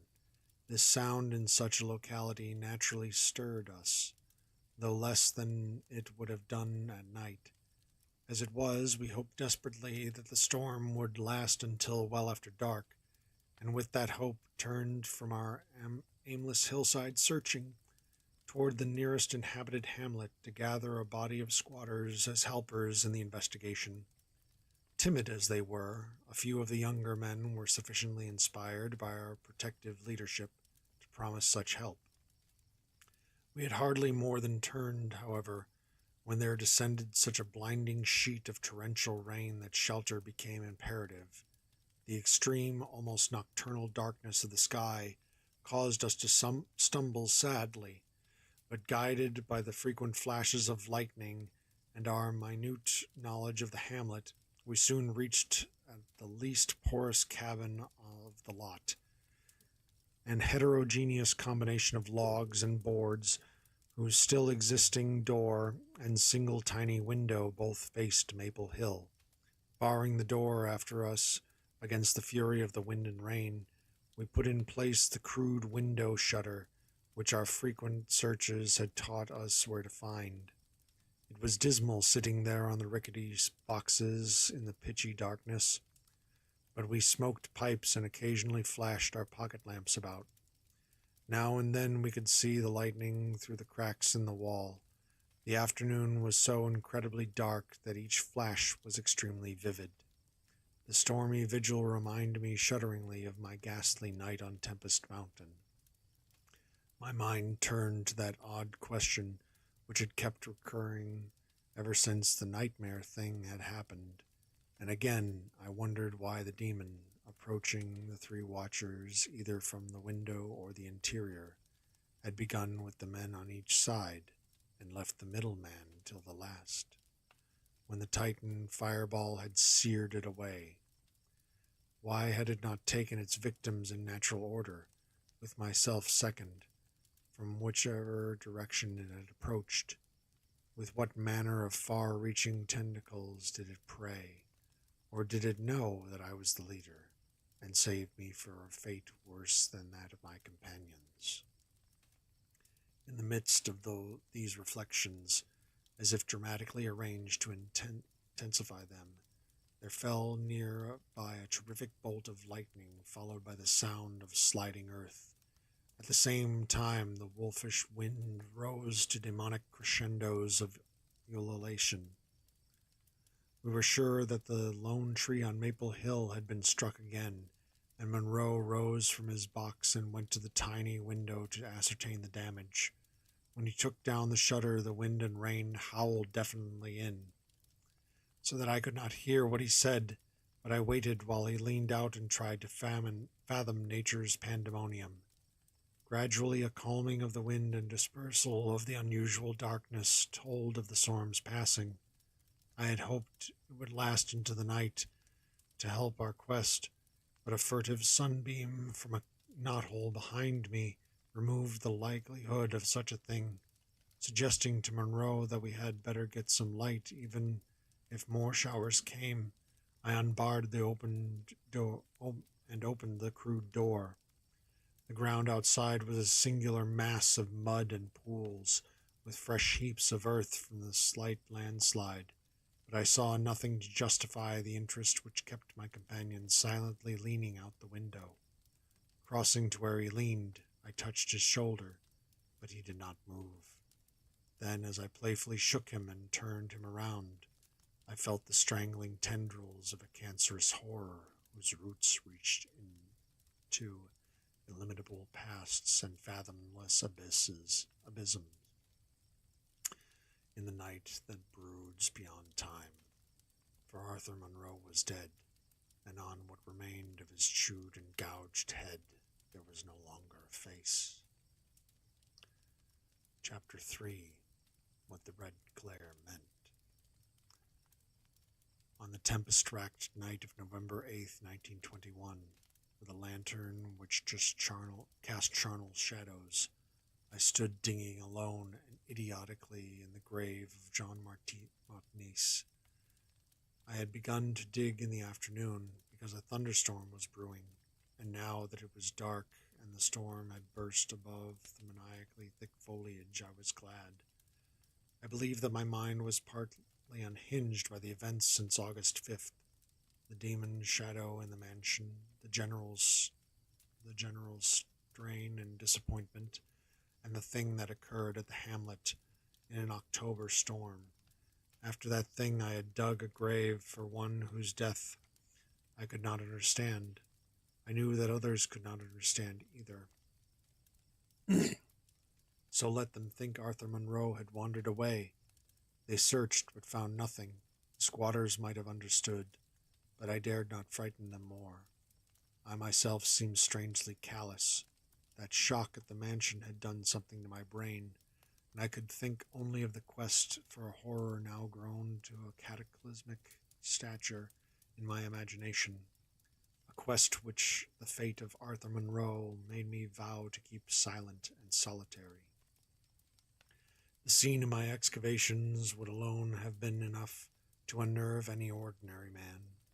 Baleful primal trees of unholy size, age, and grotesqueness leered above me like the pillars of some hellish druidic temple, muffling the thunder, hushing the clawing wind, and admitting but little rain. Beyond the scarred trunks in the background, illuminated by faint flashes of filtered lightning, rose the damp, ivied stones of the deserted mansion, while somewhat nearer was the abandoned Dutch garden, whose walks and beds were polluted with a white fungus, fetid, overnourished vegetation that never saw full daylight. And nearest of all was the graveyard, where deformed trees tossed insane branches as their roots displaced unhallowed slabs and sucked venom from what lay below. Now and then, beneath the brown pall of leaves that rotted and festered in the antediluvian forest darkness, I could trace the sinister outlines of some of those low mounds which characterized the lightning-pierced region. History had led me to this archaic grave. History, indeed, was all I had after everything else ended in mocking Satanism. I now believed that the lurking fear was no material thing, but a wolf-fanged ghost that rode the midnight lightning, and I believed, because of the masses of local tradition, I had unearthed in my search with Arthur Monroe that the ghost was that of Jean Martinez, who died in 1762. That is why I was digging idiotically in his grave. The Martinez mansion was built in 1670 by Gerrit Martinez, a wealthy New Amsterdam merchant who disliked the changing order under British rule and had constructed his magnificent domicile on a remote woodland summit, whose untrodden solitude and unusual scenery pleased him. The only substantial disappointment encountered in this site was that which concerned the prevalence of violent thunderstorms in summer. When selecting the hill and building his mansion, Mynheer Martinez had laid these frequent natural outbursts to some peculiarity of the year. But in time he perceived that the locality was especially liable to such phenomena. At length, having found these storms injurious to his health, he fitted up a cellar into which he could retreat from the wildest pandemonium. Of Gerrit Martinez's descendants less is known than of himself, since they were all reared in hatred of the English civilization and trained to shun such of the colonists as accepted it. Their life was exceedingly secluded, and people declared that their isolation had made them heavy of speech and comprehension. In appearance all were marked by a peculiar inherited dissimilarity of eyes, one generally being blue and the other brown. Their social contracts grew fewer and fewer, till at last they took to intermarrying with the numerous menial class about the estate. Many of the crowded family degenerated and moved across the valley, and merged with the mongrel population which was later to produce the pitiful squatters. The rest had stuck sullenly to their ancestral mansion, becoming more and more clannish and taciturn, yet developing a nervous responsiveness to the frequent thunderstorms. More of this information reached the outside world through young Jean Martinez, who from some kind of restlessness joined the colonial army when news of the Albany Convention reached Tempest Mountain. He was the first of Gerrit's descendants to see much of the world, and when he returned in 1760, after 6 years of campaigning, he was hated as an outsider by his father, uncles, and brothers, in spite of his dissimilar Martinez eyes. No longer could he share the peculiarities and prejudices of the Martinezes, while the very mountain thunderstorms failed to intoxicate him as they had before. Instead, his surroundings depressed him, and he frequently wrote to a friend in Albany of plans to leave the paternal roof. Who needs Audible when you have a coyote reading Lovecraft to you? Saves money. In the spring of 1763, Jonathan Guilford, the Albany friend of Jean Martinez, became worried by his correspondent's silence, especially in view of the conditions and quarrels at the Martinez mansion. Determined to visit John in person, he went into the mountains on horseback. His diary states that he reached Tempest Mountain on September 20th, finding the mansion in great decrepitude. The sullen, odd-eyed Martinezes, whose unclean animal aspect shocked him, told him in broken gutturals that John was dead. He had, they insisted, been struck by lightning the autumn before, and now lay buried behind the neglected sunken gardens. They showed the visitor the grave, barren and devoid of markers. Something in the Martinez's manner gave Gifford a feeling of repulsion and suspicion, and a week later he returned with spade and mattock to explore the sepulchral spot. He found what he expected, a skull crushed cruelly as if by savage blows. So returning to Albany, he openly charged the Martinezes with the murder of their kinsman. Legal evidence was lacking, but the story spread rapidly round the countryside, and from that time the Martineses were ostracized by the world. No one would deal with them, and their distant manor was shunned by an accursed place. Shunned as an accursed place. Somehow they managed to live on independently by the products of their estate, for occasional lights glimpsed from faraway hills attested their continued presence. These lights were seen as late as 1810, but toward the last they became very infrequent. Meanwhile, there grew up about the mansion and the mountain a body of diabolic legendry. The place was avoided with doubled assiduousness, and invested with every whispered myth tradition could supply. It remained unvisited until 1816, when the continued absence of lights was noticed by the squatters. At that time, a party made investigations, finding the house deserted and partly in ruins. There were no skeletons about, so that departure rather than death was inferred. The clan seemed to have left several years before, and improvised penthouses showed how numerous it had grown prior to its migration. Its cultural level had fallen very low, and as proved by decaying furniture and scattered silverware which must have been long abandoned when the owners left.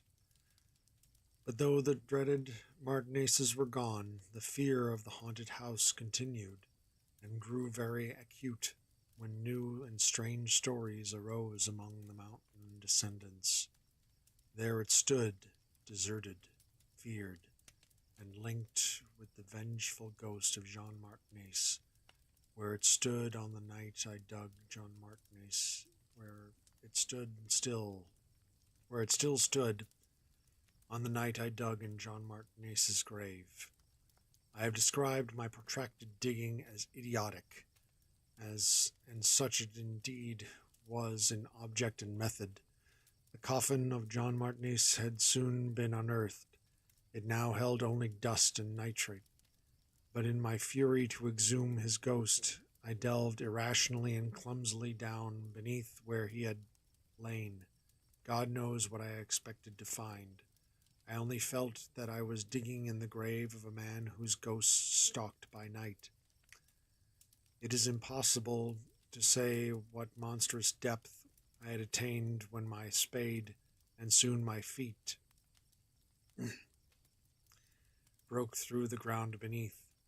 The event under the circumstances was tremendous, for in the existence of a subterranean space here, my mad theories had terrible confirmation. My slight fall had extinguished the lantern, but I produced an electric pocket lamp and viewed the small horizontal tunnel which led away indefinitely in both directions. It was simply large enough for a man to wriggle through, and though no sane person would have tried it at the time, I forgot danger, reason, and cleanliness in my single-minded fever to unearth the lurking fear. Choosing the direction toward the house, I scrambled recklessly into the narrow burrow, squirming ahead blindly and rapidly, and flashing but seldom the lamp I kept before me. What language can describe the spectacle of a man lost in infinitely abysmal earth? Pawing, twisting, wheezing, scrambling madly through sunken convolutions of immemorial blackness without an idea of time, safety, direction, or definite object. There is something hideous in it, but that is what I did. I did it for so long that life faded to a far memory, and I became one with the moles and grubs of nighted depths. Indeed, it was only by accident that after interminable writhings, I jarred my forgotten electric lamp alight, so that it shone eerily along the burrow of caked loam that stretched and curved ahead. I had been scrambling in this way for some time, so that my battery had burned very low, when the passage suddenly inclined sharply upward, altering my mode of progress. and as I raised my glance, it was without preparation that I saw glistening in the distance two demonic reflections of my expiring lamp, two reflections glowing with a baneful and unmistakable effulgence, and provoking maddeningly nebulous memories. I stopped automatically, though lacking the brain to retreat. The eyes approached, yet of the thing that bore them I could not distinguish only a claw. I could distinguish only a claw, but what a claw! Then far overhead I heard a faint crashing when I recognized it was the wild thunder of the mountain, raised to hysteric fury. I must have been crawling upward for some time, so that the surface was now quite near, and as the muffled thunder clattered, those eyes still starred with vacuous viciousness. Vacuous viciousness. Thank God I did not then know what it was, else I should have died. But I was saved by the very thunder that had summoned it, for after a hideous wait there burst from the unseen outside sky one of those frequent mountainward bolts whose aftermath I had noticed here and there as gashes of disturbed earth and fulgurites of various sizes. With cyclopean rage, it tore through the soil above that damnable pit, blinding and deafening me, yet not wholly reducing me to a coma. In the chaos of sliding, shifting earth, I clawed and floundered helplessly till the rain on my head steadied me, and I saw that I had come to the surface in a familiar spot, a steep, unforested place on the southwest slope of the mountain. Recurrent lightnings illuminated the tumbled ground and the remains of the curious low hummock which had stretched down from the wooded higher slope, but there was nothing in the chaos to show my place of egress from the lethal catacomb. My brain was as great a chaos as the earth, and as a distant red glare burst on the landscape from the south, I hardly realized the horror I had been through. But when 2 days later the squatters told me what the red glare meant, I felt more horror than that which the mold burrow and the claw and eyes had given, more horror because of the overwhelming implications. In a hamlet 20 miles away, an orgy of fear had followed the bolt, which brought me above ground, and a nameless thing had dropped from an overhanging tree into a weak-roofed cabin. It had done a deed, but the squatters had fired the cabin in a frenzy before it could escape. It had been doing that deed at the very moment the earth caved in on the thing with the claw and eyes. Chapter 4. The Horror in the Eyes. There can be nothing normal in the mind of one who, knowing what I knew of the horrors of Tempest Mountain, would seek alone for the fear that lurked there.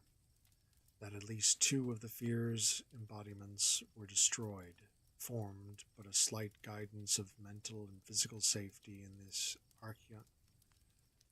Archeron of multiform diabolism. Yet I continued my quest with even greater zeal as events and revelations became more monstrous. When 2 days after my frightful crawl through the crypt of the eyes and claw, I learned that a thing had malignly hovered 20 miles away at the same instant the eyes were glaring at me. I expected virtual convulsions of fright, but that fright was so mixed with wonder and alluring grotesqueness that it was almost a pleasant sensation. Sometimes in the throes of a nightmare, when unseen powers whirl no one over the roofs of strange dead cities toward the grinning chasm of Nis, it is a relief that even a delight to shriek wildly and throw oneself voluntarily along with the hideous vortex of dream doom into whatever bottomless gulf may yawn. And so it was with the waking nightmare of Tempest Mountain. The discovery that two monsters had haunted the spot gave me ultimately a mad craving to plunge into the very earth of that accursed region, and with bare hands dig out the death that leered from every inch of the poisonous soil. As soon as possible, I visited the grave of John Martinez and dug vainly where I had dug before. Some extensive cave-in had obliterated all trace of the underground passage, while the rain had washed so much earth back into the excavation that I could not tell how deeply I had dug that other day. I likewise made a difficult trip to the distant hamlet where the death creature had been burnt, and was little repaid for my trouble. In the ashes of the fateful cabin I found several bones, but apparently none of the monsters. The squatters said the thing had only one victim, but in this I judged them inaccurate, since besides the complete skull of a human being, there was another bony fragment, which seemed certainly to have belonged to a human skull at some time, though the rapid drop of the monster had been seen. No one could say just what the creature was like. Those who had glimpsed it called it simply a devil. Examining the great tree where it had lurked, I could discern no distinctive marks. I tried to find some trail into the black forest, but on this occasion could not stand the sight of those morbidly large bowls,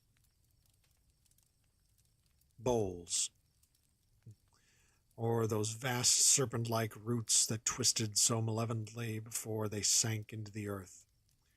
My next step was to re-examine with microscopic care the deserted hamlet where death had come most abundantly, and where Arthur Monroe had seen something he never lived to describe. Though my vain previous searches had been exceedingly minute, I now had new data to test. My horrible grave crawl convinced me that at least one of the phases of the monstrosity had been an underground creature.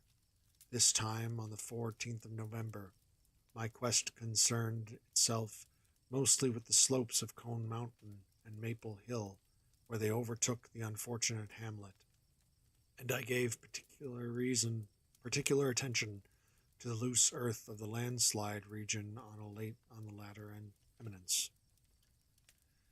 The afternoon of my search brought nothing to light, and dusk came as soon as I stood on Maple Hill looking down at the hamlet and across the valley to Tempest Mountain. There had been a gorgeous sunset, and now the moon came up, nearly full and shedding a silver flood over the plain and the distant mountainside and the curious low mounds that rose here and there.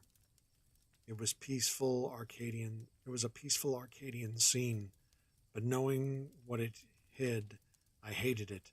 I hated the mocking moon, the hypocritical plain, the festering mountain, and those sinister mounds. Everything seemed to me tainted with a loathsome contagion, and inspired by a noxious alliance with the distorted hidden powers. Presently, as I gazed abstractedly at the moonlit panorama, my eye became attracted by something singular in the nature and arrangement of a certain topographical element. Without having any exact knowledge of geology, I had from the first been interested in the odd mounds and hummocks of the region. I had noticed that they were pretty widely distributed around Tempest Mountain, though less numerous on the plain than near the hilltop itself, where prehistoric glaciation had doubtless found feebler opposition to its striking and fantastic caprices.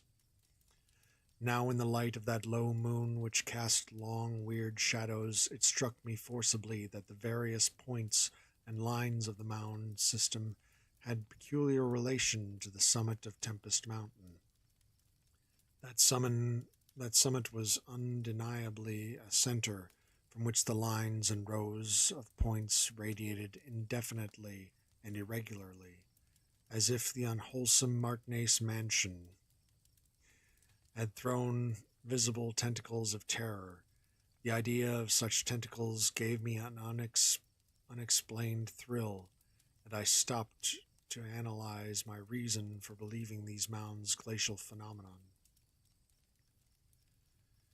The more I analyzed, the less I believed, and against my newly opened mind there began to beat grotesque and horrible analogies based on superficial aspects and upon my experience beneath the earth. Before I knew it, I was uttering frenzied and disjointed words to myself. My God, molehills! The damned place must be honeycombed. How many? That night at the mansion, they took Bennett and Toby first, on each side of us. Then I was digging frantically into the mound, which had stretched nearest me, digging desperately, shiveringly, but almost jubilantly, digging and at last shrieking aloud with some unplaced emotion as I came upon a tunnel or burrow, just like the one with which I had crawled on that other demonic night. Yes, now I have a fear of mounds. I'll cover that after the story a little bit. After that, I recall running, spade in hand, a hideous run across the moonlit mound-marked meadows and through deceased precipitous abysses of haunted hillside forest, leaping, screaming, panting, bounding towards the terrible Marknace mansion. I recall digging unreasoningly in all parts of the briar-choked cellar, digging to find the core and center of that malignant universe of mounds. And then I recall how I laughed when I stumbled on the passageway, the hole at the base of the old chimney, where the thick weeds grew and cast queer shadows in the light of the lone candle I had happened to have with me. What still remained down in that hell hive, lurking and waiting for the thunder to arouse it, I did not know. 2 had been killed, perhaps that had finished it, but still there remained that burning determination to reach the innermost secret of the fear, which I had once come to deem definite, material, and organic. My indecisive speculation whether to explore the passage alone and immediately with my pocket light, or to try to assemble a band of squatters for the quest, was interrupted after a time by a sudden rush of wind from outside, which blew out the candle and left me in stark blackness. The moon no longer shone through the chinks and apertures above me, and with a sense of fateful alarm, I heard the sinister and significant rumble of approaching thunder. A confusion of associated ideas possessed my brain, leading me to grope back toward the furthest corner of the cellar. My eyes, however, never turned away from the horrible opening at the base of the chimney, and I began to get glimpses of the crumbling bricks and unhealthy weeds as faint glows of lightning penetrated the woods outside and illuminated the chinks in the upper wall. Every second I was consumed with a mixture of fear and curiosity. What would the storm call forth, or was there anything left for it to call? Guided by a lightning flash, I settled myself down behind a dense clump of vegetation, through which I could see the opening without being seen. If heaven is merciful, I will someday efface from my consciousness the sight that I saw, and let me live my last years in peace. I cannot sleep at night now, and have to take opiates when it thunders. The thing came abruptly and unannounced, a demon, rat-like scurrying from the pits remote and unimaginable, a hellish panting and stifled grunting. And then from that opening beneath the chimney, burst of multitudinous and leprous life, a loathsome night-spawned flood of organic corruption more devastatingly hideous than the blackest conjurations of mortal madness and morbidity, seething, stewing, surging, bubbling like serpents' slime. It rolled up and out of that yawning hole, spreading like a septic contagion and streaming from the cellar at every point of egress, streaming out to scatter through the accursed midnight forests and strew fear, madness, and death. God knows how many there were. There must have been thousands. To see the stream of them in that faint, intermittent lightning was shocking. When they had thinned out enough to be glimpsed as separate organisms, I saw that they were dwarfed, deformed hairy devils or apes, monstrous and diabolic caricatures of the monkey tribe. When they were so hideously silent that there was hardly a squeal when one of the last stragglers turned with the skill of long practice to make a meal in the accustomed fashion on a weaker companion. Others snapped up what it left and ate with savoring relish. Then, in spite of my days of fright and disgust, my morbid curiosity triumphed, and as the last of the monstrosities oozed up alone from that nether world of unknown nightmare, I drew my automatic pistol and shot it under the cover of the thunder. Shrieking, slithering, torrential shadows of red vicious madness, chasing one another through endless, ensanguined corridors of purple fulgurous sky.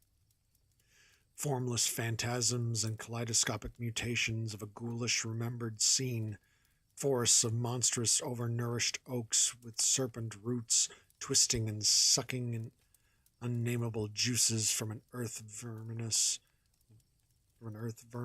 with millions of cannibal devils, mound-like tentacles groping from an underground nuclei of polyporous perversion, insane lightning over malignant ivied walls and demon arcades choked with fungus vegetation. Heaven be thanked for the instinct which led me, my unconscious, to places where men dwell, to the peaceful village that slept under the calm stars of clearing skies. I had recovered enough in a week to send to Albany for a gang of men to blow up the Martinez mansion and the entire top of Tempest Mountain with dynamite, stop up all the discoverable mound burrows, and destroy certain overnourished trees whose very existence seemed an insult to sanity. I could sleep a little after they had done this, but true rest will never come as long as I remember that nameless secret of the lurking fear. The thing will haunt me, for who can say the extermination is complete, and that the anomalous phenomena do not exist all over the world?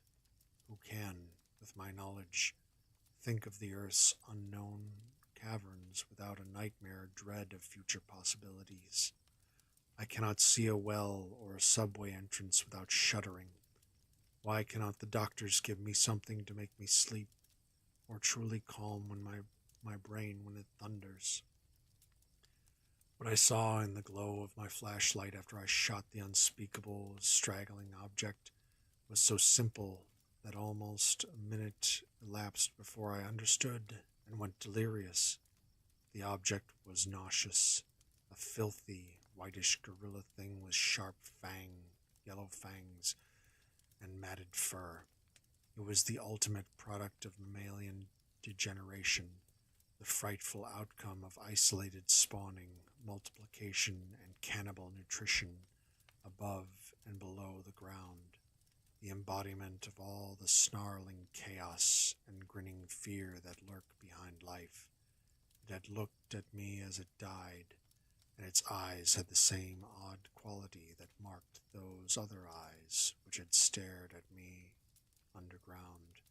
excited, cold, cloudy recollections. One eye was blue, the other brown. They were the dissimilar Martinez eyes of the old legends, and I knew in one inundating cataclysm of voiceless horror what had become of that vanished family, the terrible and thunder-crazed house of Martinez. Thus ends The Lurking Fear.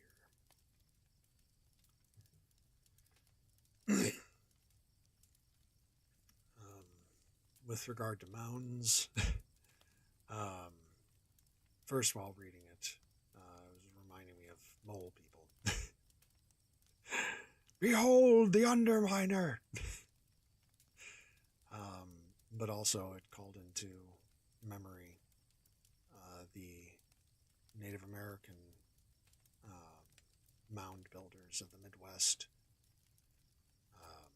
who made burial mounds in the shapes of snakes and other animals along the Mississippi River.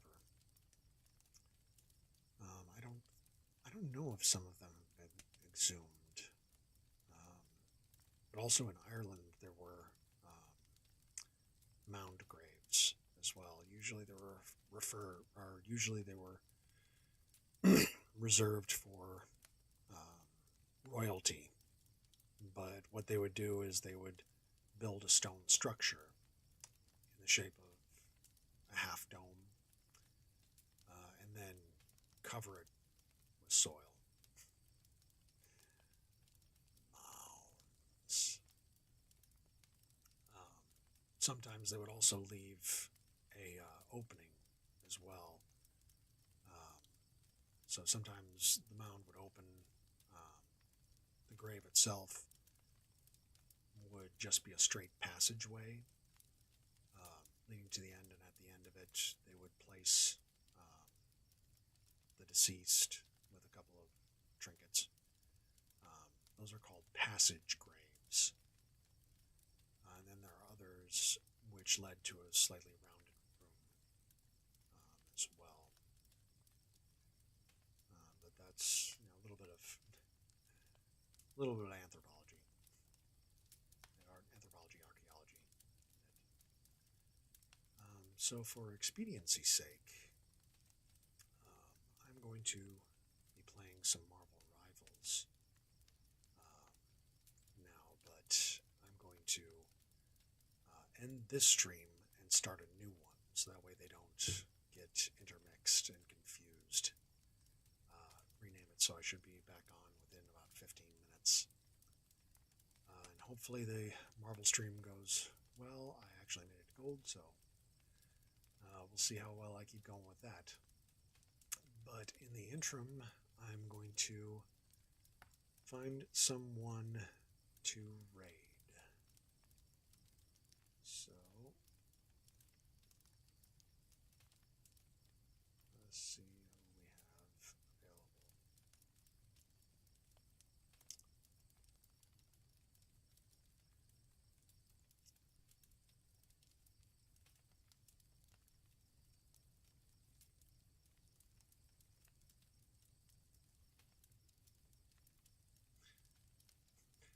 Fairy mounds.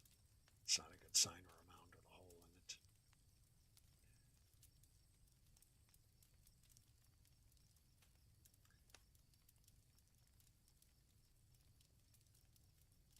Let's see now.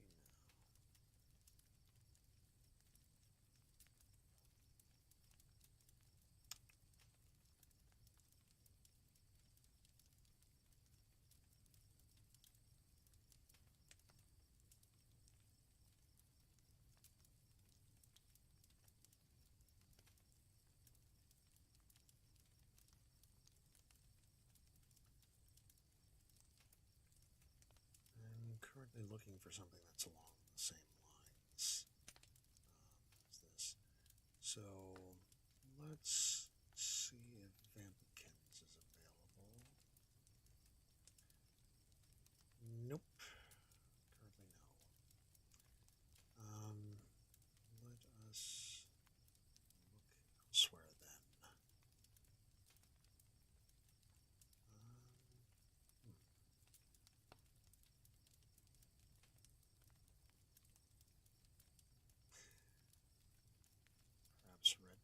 available. He's playing some Monster Hunter Wilds.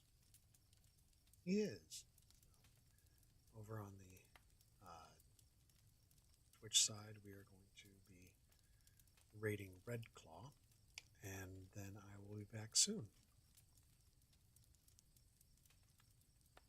So, I want to thank you for coming out, and I will see you next time.